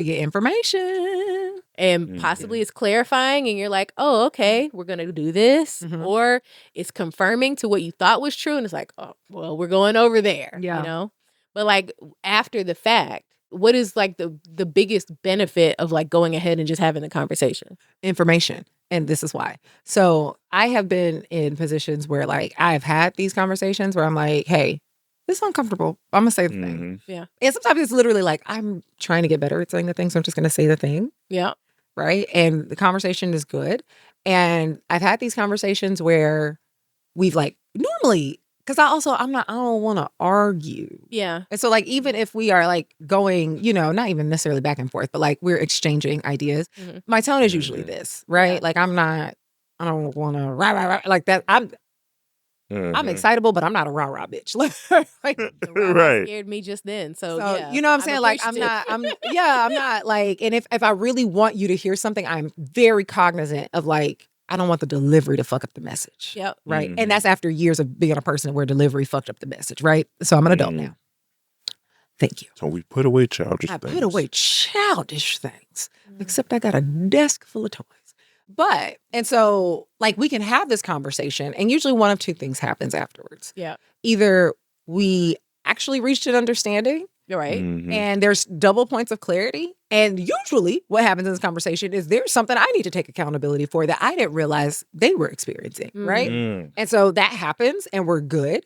And like then we go on with more roads and open pathways for communication, a Right. deeper sense of like intimacy in the relationship. And I don't mean in intimate relationships. Like No, I when I got say you. I have the best Right. group of friends, like I have close friendships. Right. This is the only kind of friendship I know. And so like now there's a trust to be closer. There is a trust to like, I can trust you with me, Right. right? Right. When our words and our actions align. Right. Then there's the other set of people Yep. that speak how they would like to be perceived. Mm-hmm. But then because they're not quite those people, maybe they're in transition, they're in a growth period, Right. or they're bullshitting, then their actions don't align with the words that we have now. Communicated. Yeah. Yeah. Right. And so because I'm me, Mhm. you're human. I'm gonna try to consider your humanity because that's a big thing for me. So you normally get like hey, You said we agreed. like I literally had to have a conversation with someone where I was like, yo, we talked about this less than a week ago. And so your like outright disregard of this feels really dismissive to me. Mm. Yeah. People don't like that. People don't like that. And I said it was in text, but when I said it, that's how I said it. Like it feels loudly, I use the words loudly dismissive. The adverbs be hidden, man. Every Sorry. time. And so like it was one of those things where A, that's hard for me to say as a Yeah. recovering people pleaser. Yeah. But B, I need to say it because we just talked about it this. and reached a Right. conclusion and it felt amicable, you know? And then Right. now when your actions don't align, Right. and then it happened again, and I was like, oh, When people show you who they are. believe them. Mm-hmm. But see, I'd be gracious. I'd be giving more than the first time. Yep. But you got information No. now. And that was it. And each time I gather information, that's what you need to know. There's a file folder in my head. You know, like, Right. truly. Like again, when I say I keep receipts, I mean it. And it's not even in a vindictive way. It's really just how my brain works. But I have receipts also in real life. But when that happens, then that is information that I now Yeah. get to exercise my agency to say, oh, the reality of this situation is not what I thought it was. Yeah. Yeah. And so because it is not that, I need to either maneuver away or maneuver differently depending on the circumstances. Right. Yeah. The nature of the relationship. Exactly. But I need to now maneuver differently Yeah. because you're not in alignment with yourself. Yeah. How we gonna be in alignment when you're incongruent? Yeah. That's a question. Mm. The people So want to you know. you gotta battle within. Right. Which is why I work so hard to be congruent myself. Like I want to be trustworthy. Yeah. Right. Like I I want mean, to be that's- accountable to me. That's what integrity is. It's literally like I am so big on integrity. If I'm saying to people, love is my religion, well, bitch, you better be decent at loving. By decent, I mean fucking good. And like every day figuring out what does that mean to get better? What could that look like? Yeah. Mhm. Yeah. Right. Even when it's hard. Right. Like I got to do a lot of work and Yeah. I'm going to do it.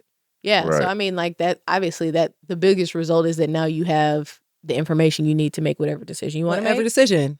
But there's also, at least when you finally, and I say when I finally, right, get to the point where I can have some of these conversations, there's a burden lifted, right? Absolutely. There's a Mhm. release. Mhm. There's because like you either have you have information available, like you said, to make decisions. Like that's one way that this could go. Mhm. That's one aspect of it. But you also have a freedom.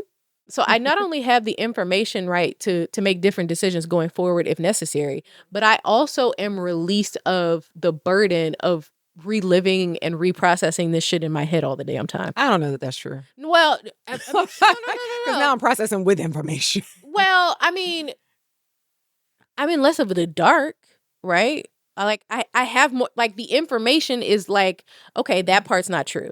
this is not how that is. This is not what that is, right? I'm no longer like, I have a new way to project into the future. But I guess what I'm saying is like, there's a burden that is lifted when I'm constantly in a place where it's like, I need to have this conversation. I need to have this conversation. I need to have this conversation. Yeah.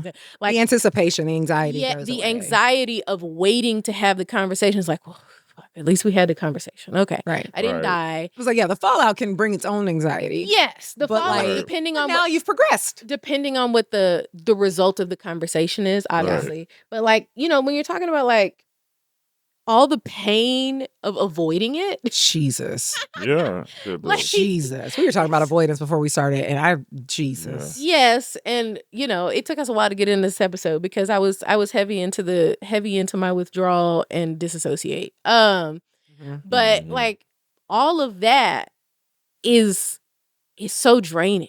It is. It's like the conversation is draining, but not having the conversation is draining and unproductive. I don't have any new information when I just hold it. And I think in a way it breaks trust too, right? So like if you and I have been best friends forever.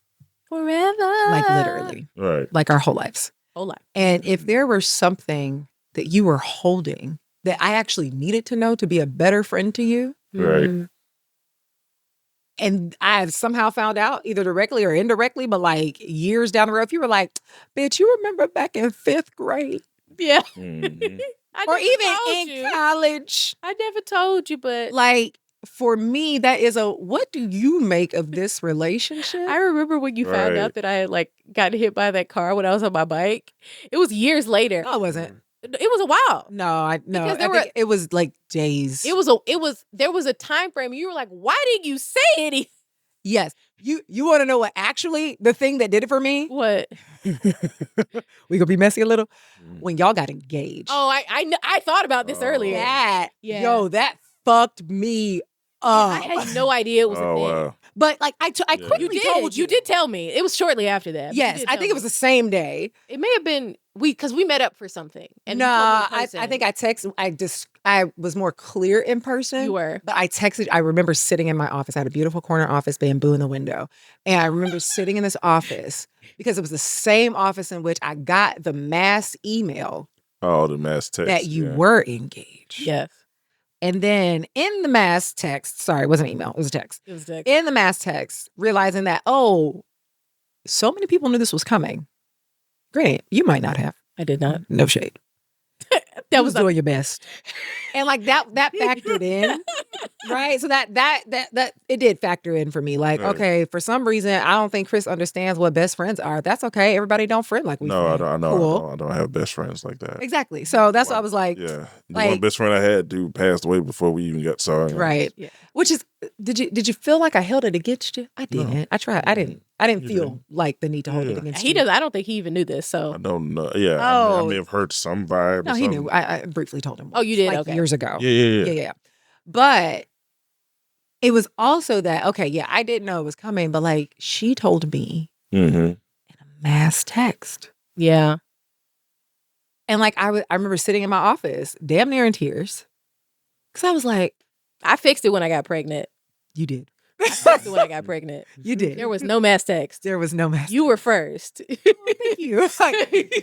But it was just like oh my God. But like if I had sat on that for years, I would never have known. You would have never have known. And it really impacted me. And I had no idea. For what? And here's the thing. I can't even really tell you like the depths of why. I was just like. But I knew it did, and that was enough. I think there was also that was also a period of time where like we lived in the same city. Yeah, but we weren't seeing each other. We weren't seeing each other that much. Like we were literally having to schedule like meetings. And so like we weren't even talking as much. But it wasn't like because of anything. I think we were just busy. Shit was happening. Hell, I think was I in grad school or about to go into I think I was applying for grad school. That makes sense. Gotcha. Yeah. And like it was just a lot. It was a lot going on. Right.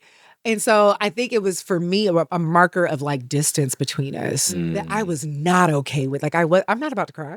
I have a tissue. I already have one. Thank you. I have more. I've cried already. Not during anything y'all have heard. We've had long conversation before this, but this was a long day. This was a long day for one episode. I don't know how long it takes us. We're going to get one episode out of this, though. We're going to get how long it takes us to produce. This shit got to gestate, but it does.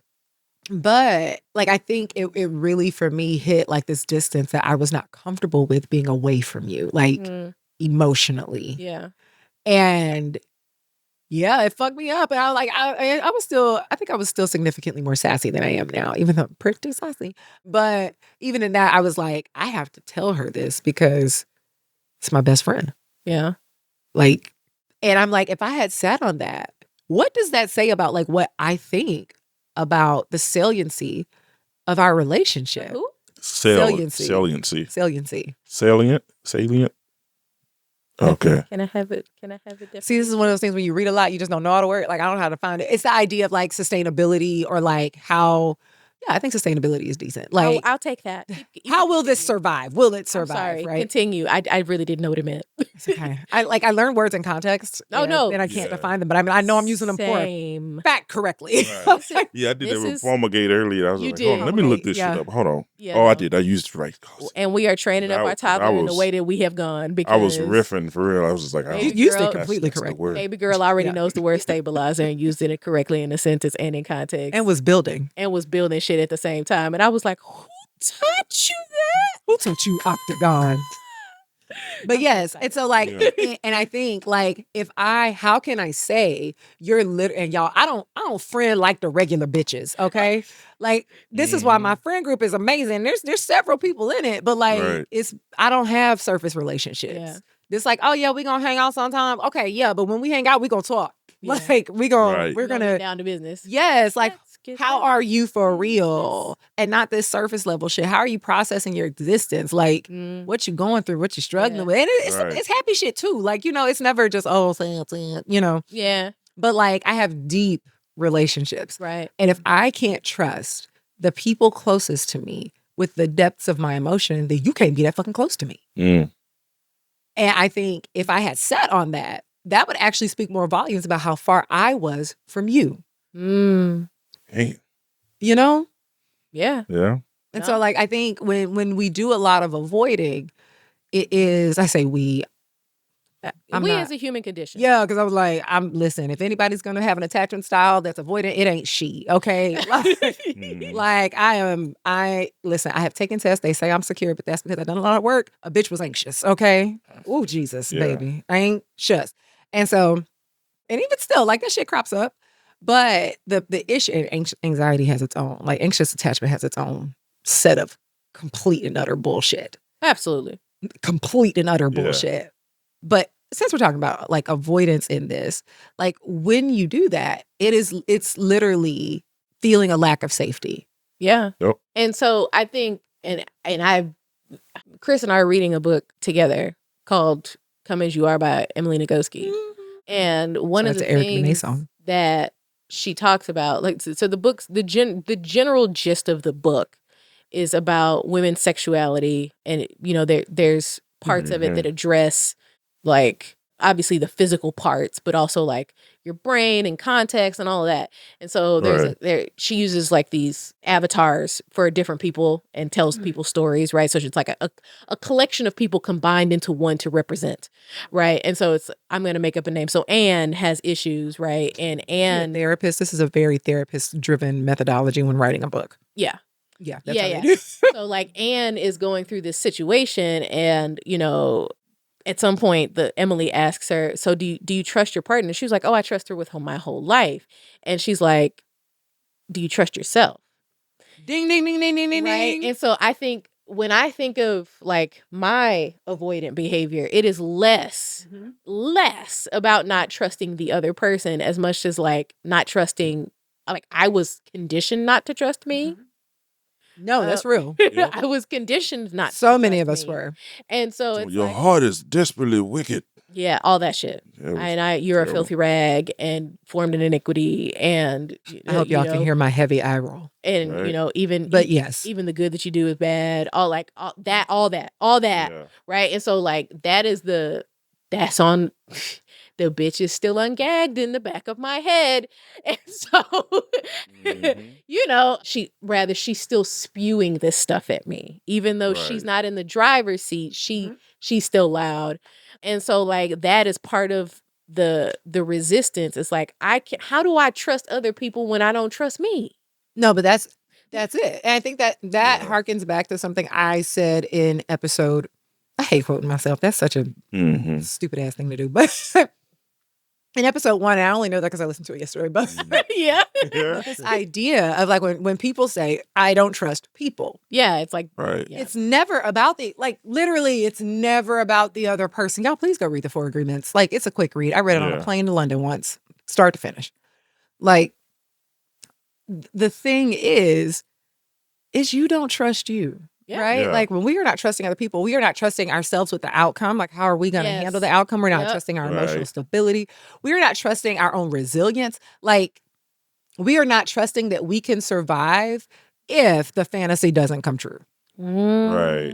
Right? Like the fantasy we've made in our mind about people, whatever our projections are, we are not trusting that, like, if we see them in their totality, that we can hang it. And that ties back to what you said earlier about spirituality and people not believing the stuff that they believe is true because they need to control you because they can't just trust you to like take it and be okay. Right. Yeah. Like they don't necessarily trust that. That's why discipleship in that, I'm using hard air quotes, looks more like indoctrination. And you're not, the word for disciple, when Jesus said, make disciples in Matthew 28, that word is the root of that word is where we get the word math and mathematics. Like, so what's the root? Do you know? Mathetes. That's the word. That's the word that they use for discipleship. Wow. In Greek or something? in Greek. Oh, you learning us today. Mathetes. The mathete. Yeah. No, mathetes. that's say more. So, Continue. The mathete, like that word and mathematics in the Greek share a similar root. Yes. And so it's about, learning, discipling. It's about, again, calculating, thinking. So, like, so you have that etymological sense of that word. And what we don't do, we don't teach people how to think. Right. We don't teach people how to solve. We teach them regurgitate how to, we or critical regurgitate a framework. We hand them a framework and encourage them with the fear of hell to ingratiate themselves within that framework. Threaten them. I was about to say threaten, coerce. Right. Coercing. We coerce them with the whole concept of hell to make themselves align. And that's what we also have in the churches. And I see the path of assimilation. Not to say, again, another thing where we're making everybody the same. And so this whole Christian church model is built off of things that we've developed since the Industrial Revolution. Mass producing. Homogenization.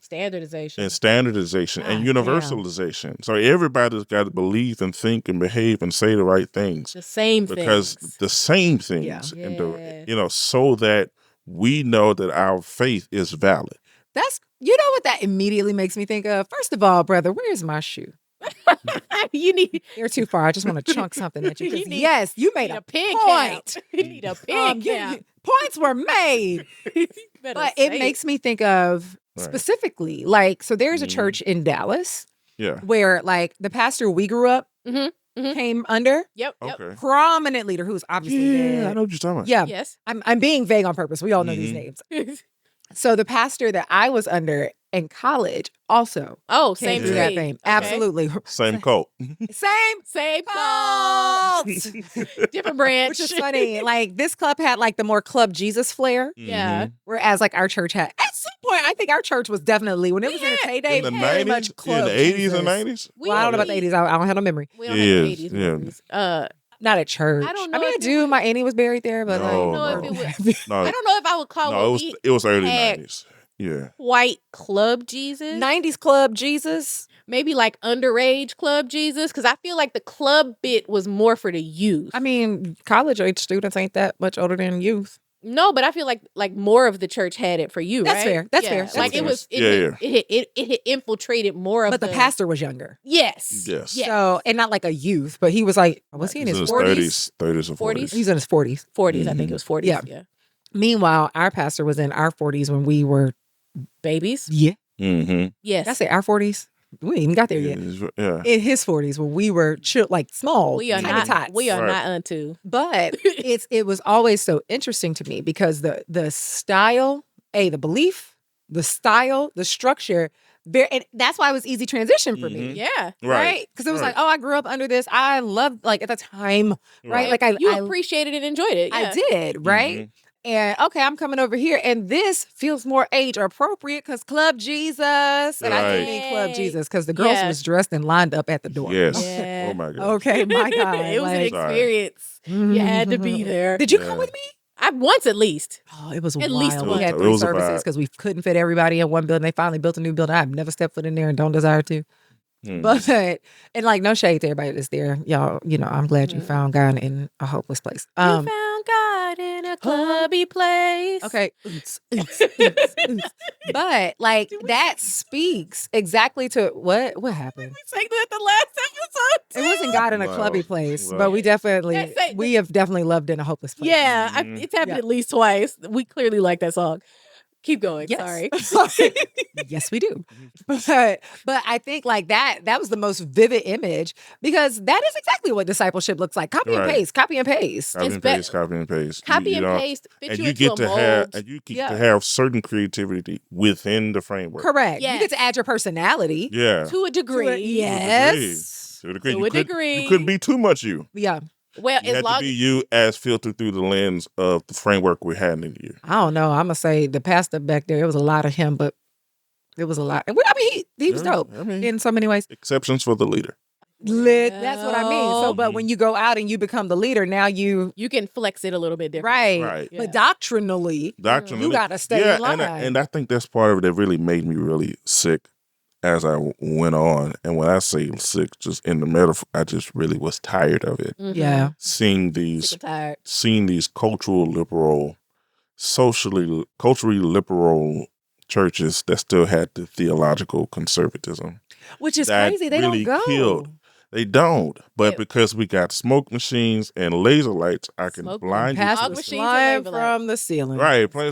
So I can have all of these theatrics. I can be liberal in all of the ways except for the part that really matters. Yeah. Yeah. And so we can have casual Sundays, we can have throwback jerseys, we can have Greek divine asset, but I'm still preaching that you're going to hell if you ain't saved. If you go to the football game instead of coming to church. So or you go to the club on Saturday night, but you don't make it to church on Sunday. Exactly. Or if you buy tickets to the Beyonce concert, because those are so expensive. Right. How dare you give her your money instead of me? Mine were not that expensive.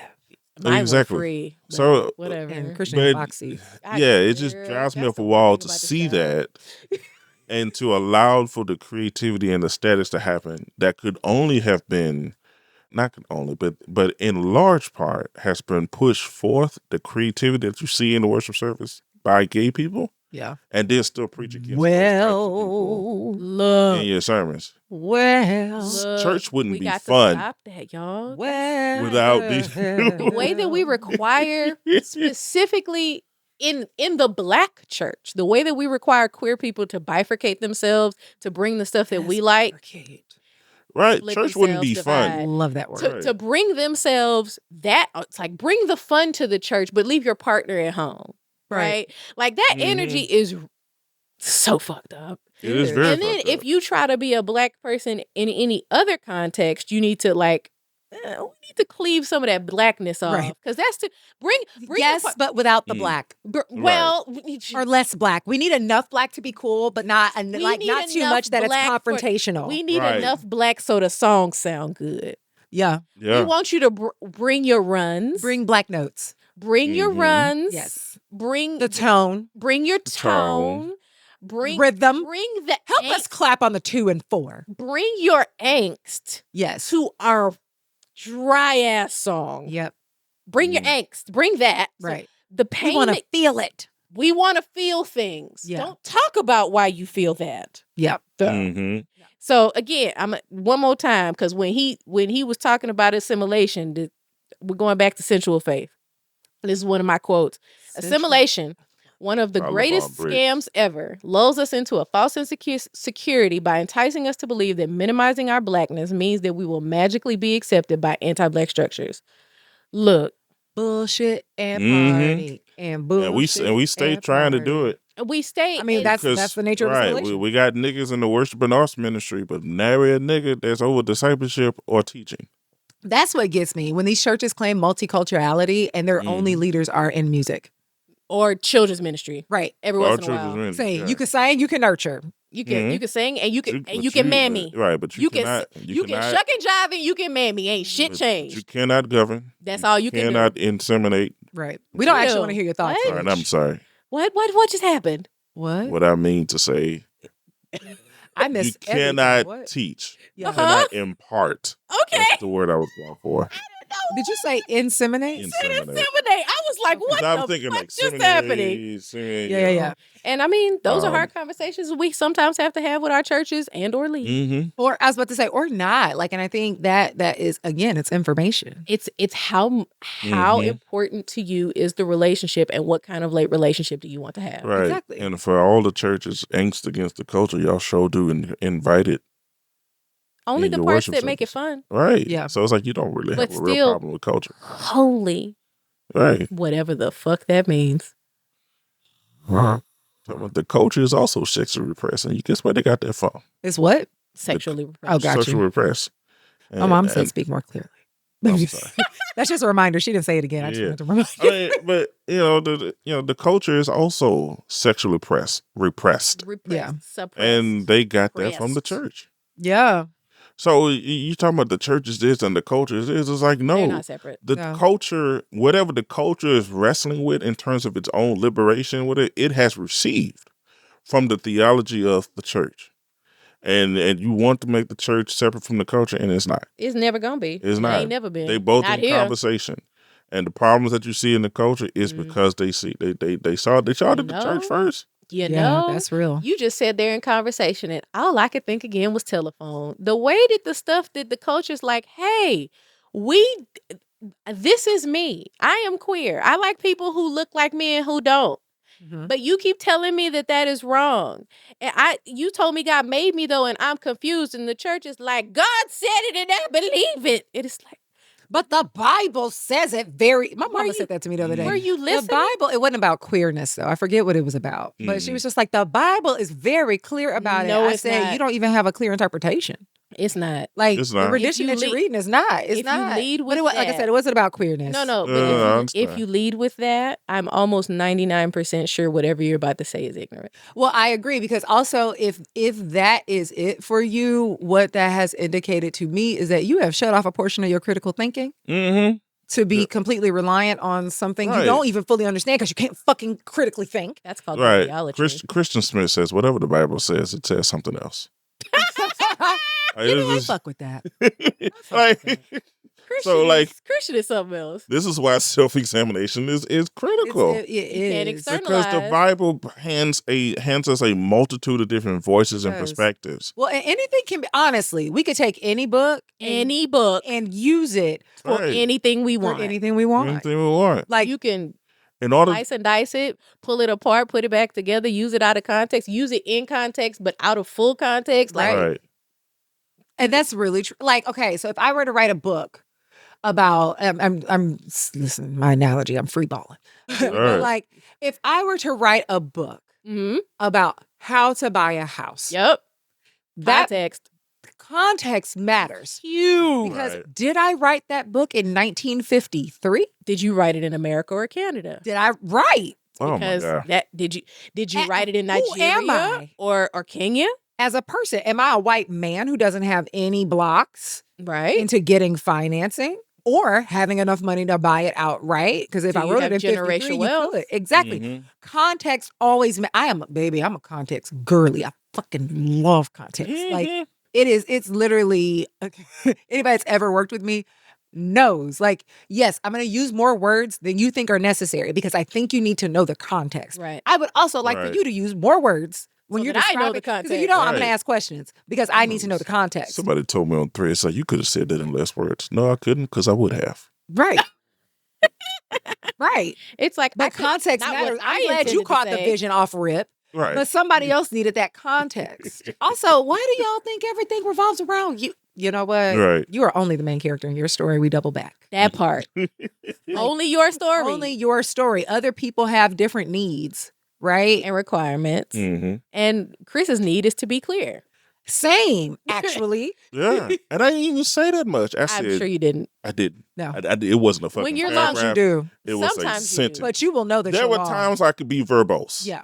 But that was not one of them times. Long-winded. You were being Like, nigga, stupid. if you dumb, Like, just say that. right. That's like, look, if you don't want to read, then get the Right. fuck off this app. It's all, this is a word. This is threads, nigga. Right. It's The not fuck it's you- just I words. said less It's not pictures. words than you did in your fucking original point. Well. All right, dog. I'm hot. My bad. And he got on a jacket. He got to take everything. Okay, that Take it off. That part. Can't even Right. relieve it. But no, that's really real. Right. Like, and so I think even in just to progress the conversation, like Yeah, even my bad. in decentering yourself. So knowing that in order to have this conversation, you're gonna have to have two main characters Mm. with Always. two separate contexts, two Mhm. separate life You experiences. gotta have Right. two POVs in the story. That's it. Come together Yep. to make one through line. Mm-hmm. How Man. do we go about doing that? Right. That So is we acknowledge. crazy. You said something about two opposing POVs. I did, And yeah. learning how to converge so that we can have one story. Yeah. as One we through move line. together. Yeah. And I was thinking about the origin of the Passover story Oh. that we came across and how Yeah. the Passover story is really two earlier stories that they decided to bring together Mhm, to make mhm. a unifying narrative. So For there the was two communities. Yeah. So there was rituals that was practiced among the goat herders. I want to say the pastoralists. Yeah. Uh-huh. As you were the shepherds. Yep. That'll work. And then there was a narrative and rituals that were perpetuated among the agriculturalists. Yep. So you got the sacrifice of the lamb, but then you have the Feast of Unleavened Bread. So you got Right. those two Yeah. rituals that were practiced among the people, Separate groups of people. super groups of people in the same region. Yeah. And it was like, look, we want to coexist. Mhm. So what do? We make a unifying story that encapsulates both of our rituals, so as to say that by this one narrative, we are we are united. becoming a new kind of people. Yeah. And so that is essentially what we are, because we have never That's good. evolved beyond our need to have a narrative Look to at govern that. No, that's the world really around good. us. That's good. That's good. Right? And so Because that's now that you've had, they got to the bottom of what they wanted. Yes, that's what I was about to say. You have to know what's They- important Right. to you They're- to know what you need to integrate. Their Exactly. goal was not to master or to conquer Yes. one of the other groups. Yep. Their goal was to come Mhm. together. So Right. once they identified we want to come together, it's like, what can we pull from Right. each of our stories that will give us a unifying story that we can begin to tell ourselves Absolutely. so that we will feel like one.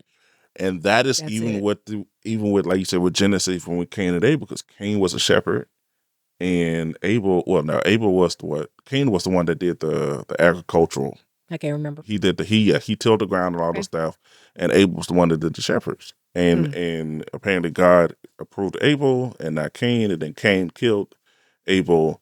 But God was like, "Why did you do that? All you had to do was Yeah. orient and come back and reassess and represent it. You didn't have to. Right. You have to kill him, dummy. You had to kill him." It's like you And so you but made a again, bad mess. You made a mess worse. it Yeah. shows even in the biblical narrative the tension between these two competing rituals narratives, Yeah. and showing how the God is the God of both. Wait a minute, y'all. Was Cain actually being avoidant? I was literally right there. Like was right instead there. of actually He killed his Yeah. brother instead of having a hard conversation. Of having a hard conversation with God. Yo, avoidance gets Or real. hard conversation with his it brother. wasn't With his even a brother. conversation with his brother. He was avoiding a hard conversation That's with true. God and That's killed true. his brother Yeah. to avoid it more. Because God was the one that rejected you, not your brother. It's crazy the shit you'll do just to To avoid avoid a hard difficult conversation conversation. or avoid Mhm. a difficult reflection. To avoid taking accountability. Yes. Accountability. That's Because- crazy the lengths niggas will go through. And God came to him and he was like, "Hey man, if you would just do what's right, you would be accepted." That's it. I think But sin is crouching at your door.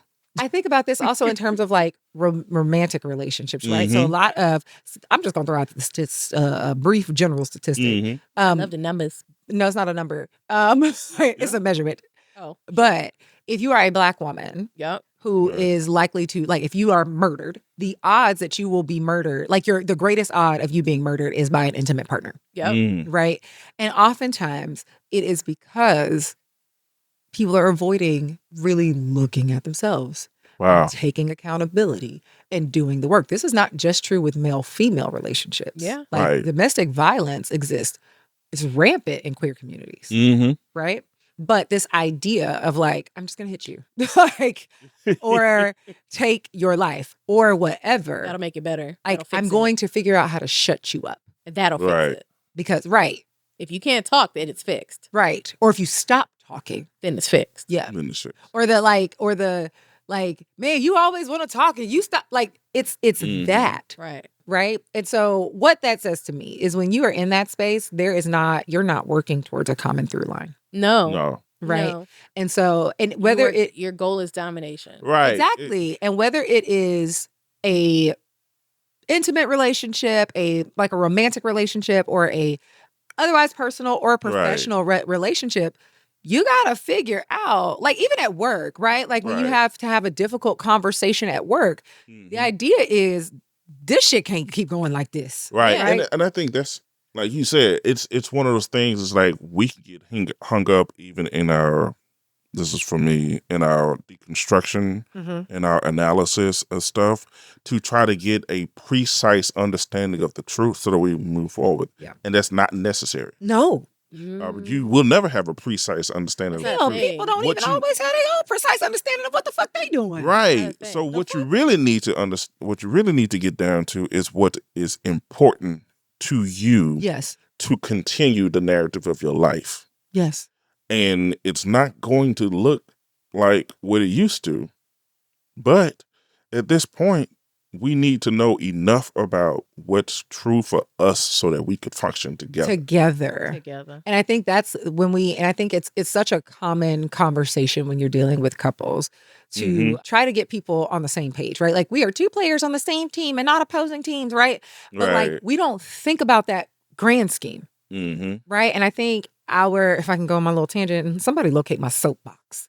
But like, as a society, right? Especially in this context Mm-hmm. where we are so divided, that's crazy, because at the end of the day, we could be finding that, okay, no.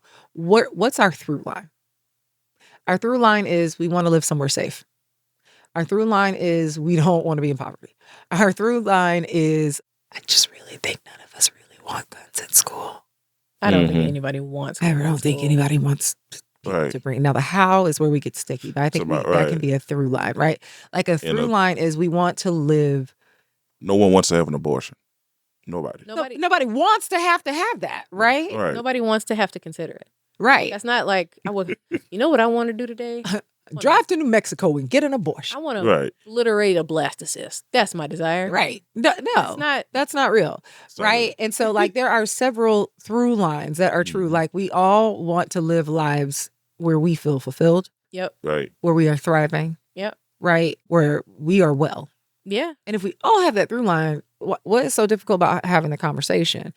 The problem is niggas forget that we got a common through line. Yeah. like Mhm. you forget that we're not actually We turn everybody else into monsters. We become so entrenched in Right. all narratives. right. Or even at work, it's like Mhm. it's you versus me. No, baby, we got this work to do. We got this deliverable. Right. Yeah. And we got to get this deliverable delivered. Okay. Yeah. So what can we do to so this deliver the- static is actually making so- this inefficient. So Right. We got to get through the shift enough to hand off to the next shift. That's all we're trying to do. So like this actually happened to me at work. So we're working on a project. Somebody needs something by February 4th. And to do it completely, right, in its totality, the final state of this thing, it takes a lot of work for one specific person who currently has a backlog, right? Mhm. Mhm. there ain't nothing we can do about the backlog. There's nobody who is currently equipped to assist this person in what they're trying to do for the most part. Like they need their hands on specific items, right? Right. Which is a terrible structure for it's because we have a new system and we learned everything in silos to just get the system to run. Got you. But now that this person has a lot of the skills that we need to like do specific projects. Yeah. And so it's like, yes, I want to learn to do that. 3 other people want to learn to do that. We ain't got time to cross train because they're inundated. Yeah. Here we are. Right. And so it was like, okay, it's unrealistic to add this person to get this done in 2 weeks. Mm-hmm. Not because they are incapable, but because they have other deliverables. It's just not, we're where we're at. Okay. We're bottlenecked. Yeah. We're bottlenecked. Right. And so me and the other person on the team were like, look, are there options for us to get this data somewhere else? Mm-hmm. And so we started looking, and this is a guy. Now, we happened to go to the same college that me and Chris went to. Now, he graduated much earlier. He's a Gen Xer. Mm-hmm. But we don't see eye to eye on some stuff. I have zero doubts about that. He's a white man. He is in his 50s. He has enough money to do lots of things that put him in a particular bracket where I'm pretty sure I know who he voted for. Right? But we don't talk about that at work. Is his wife white or Asian? White. Okay. Yes, this is still true. Yeah. Yeah, it's still true. Everybody white. But we can work together. It's like, look, he got a problem. He needs to populate this dashboard. Yep. And I need them to get off my coworker's neck because she can only move so fast. Mm-hmm. All right.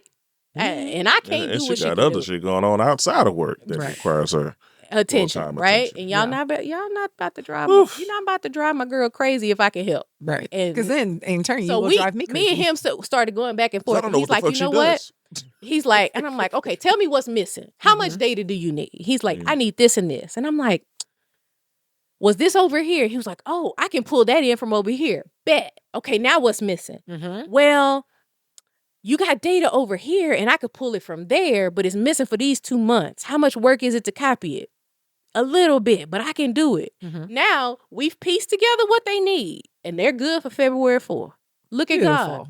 It ain't perfect, and it ain't going to last forever. Right. But mission accomplished. There's a work, because we figured, look, this is what I got. Yep. This is what you got. Let's figure it out. Let's make it happen because we have a deliverable. Right. It's literally a workaround.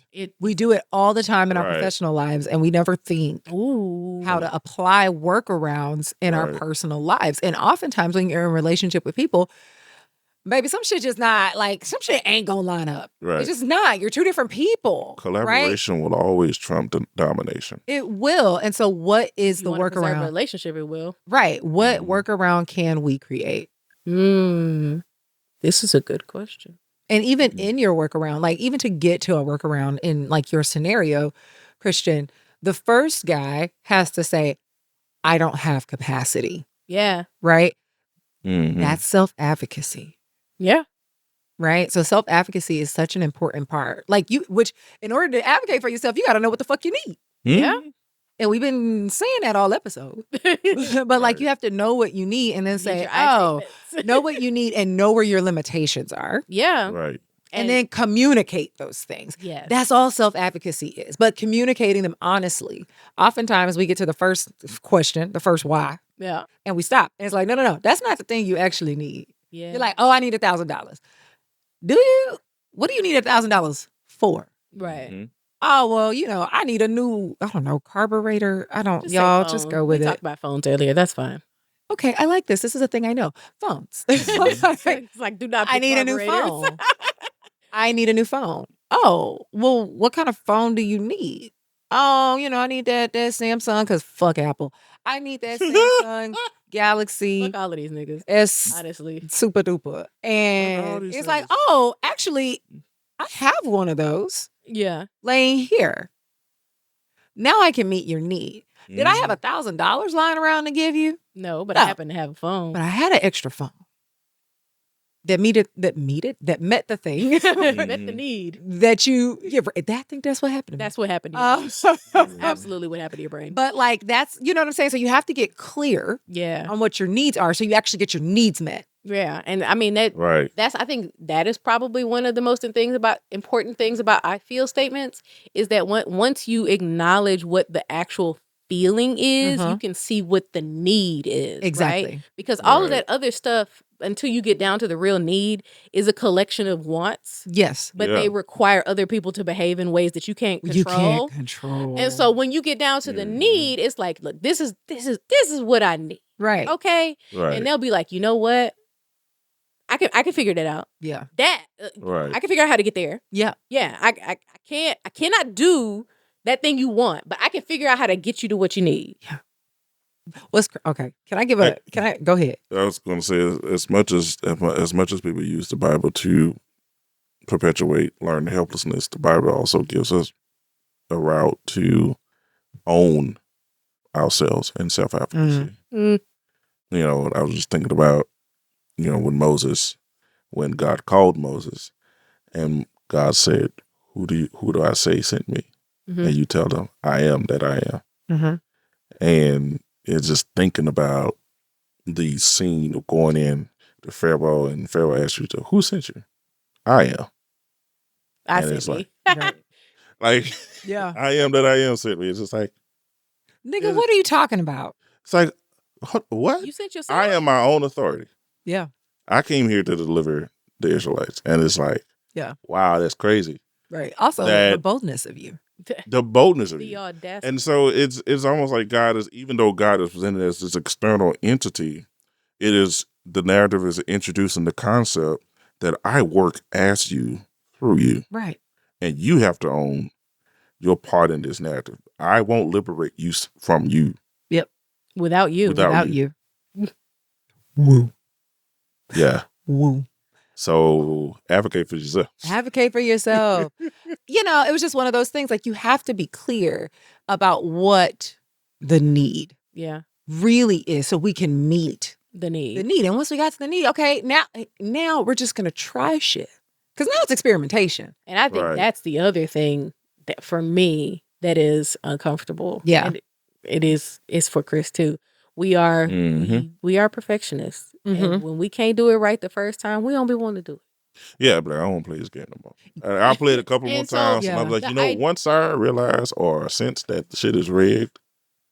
But is it rigged? But I don't know. I guess that's what I was going to say. It's not just about, if you have a common through line, it's not rigged. That's what I was going to say. It's not just about being rigged. Like there is a tendency, and we are married, so I'm talking about us. There's a tendency for the both of us to struggle to struggle with the process of experiment. Yeah. Right? Right. Because we want to plan out the thing and execute the thing and have the thing work. That's not realistic in every situation. Aware. But that's what we want. Yeah. Right? And so when it comes especially if we feel like we're not being novel in our methodology. Right. It's like, this should work. Yeah. It's not like it's unprecedented. What the fuck is It's my least favorite word in the English language. Her. But again, I hate the word shit. That is a narrative. Yeah. Right? That honestly, like our faith practices fed to us. If this, then this. Full stop. All the time, every time, no context required. Right? I didn't say it was right. There's a reason I used the voice I did. But like that's she's sometimes responding to my face, y'all. I'm sorry. What? I said she's responding to my face. Oh, I thought you made a sound. The face made a sound to me. It was a silence. It was a silent face. I didn't make any sound. What in the synesthesia is this? Okay. Oh yeah. Well, there we go. Yeah, spice.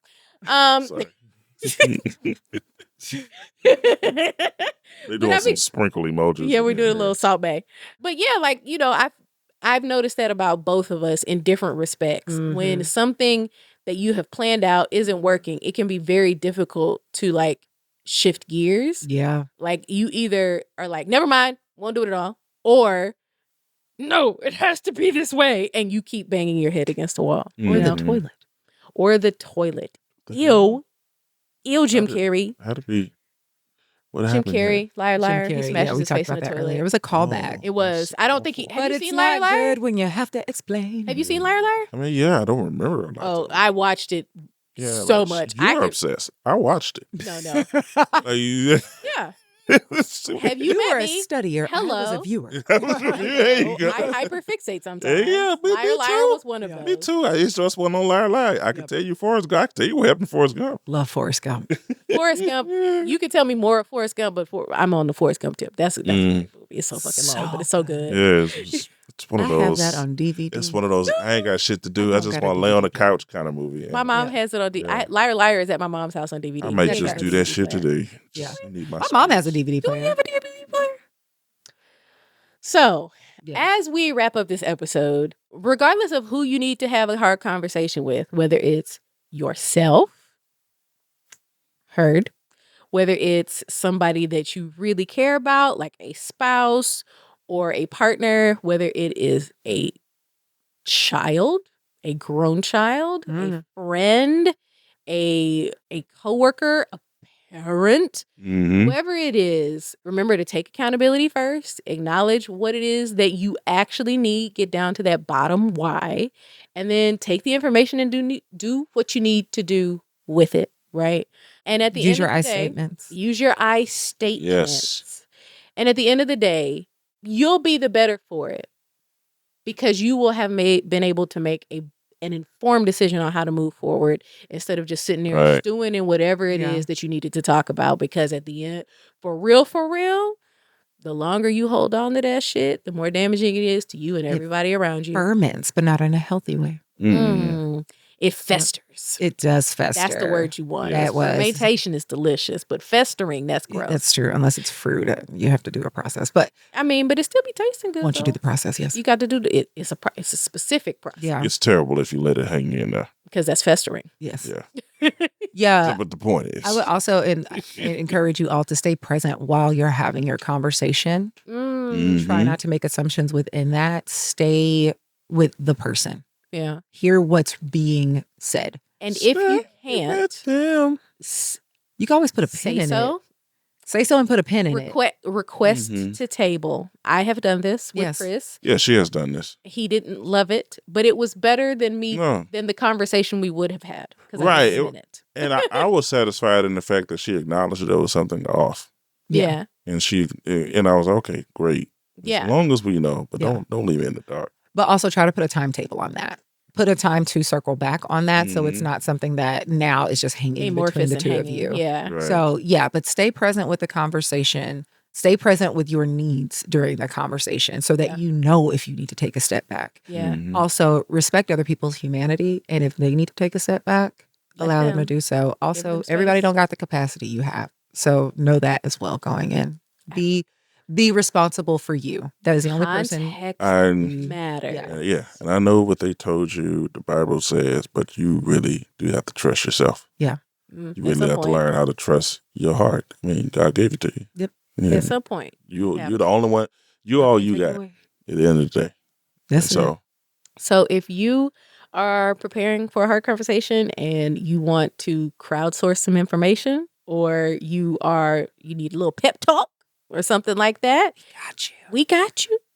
And as mentioned earlier, if it didn't get cut out, we are considering starting a little Discord. For Oh, those don't of cut that you- out. That was. I don't remember which part it was. No. in the It middle. was a good inflow. It'll stay. Oh, okay, good. Yeah, so we're considering starting a little Discord so that the people who listen to the podcast can discuss and ruminate on all of the things. Ruminate is a terrible choice of words. Oh, is it Reflect. reflect? Yeah. Ruminate has a different connotation. Okay.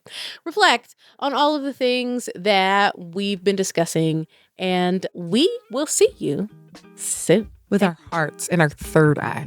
Thank you so much for joining us, and be easy. Bye. Holla. Thanks for joining us for this episode of the Uproot Project podcast.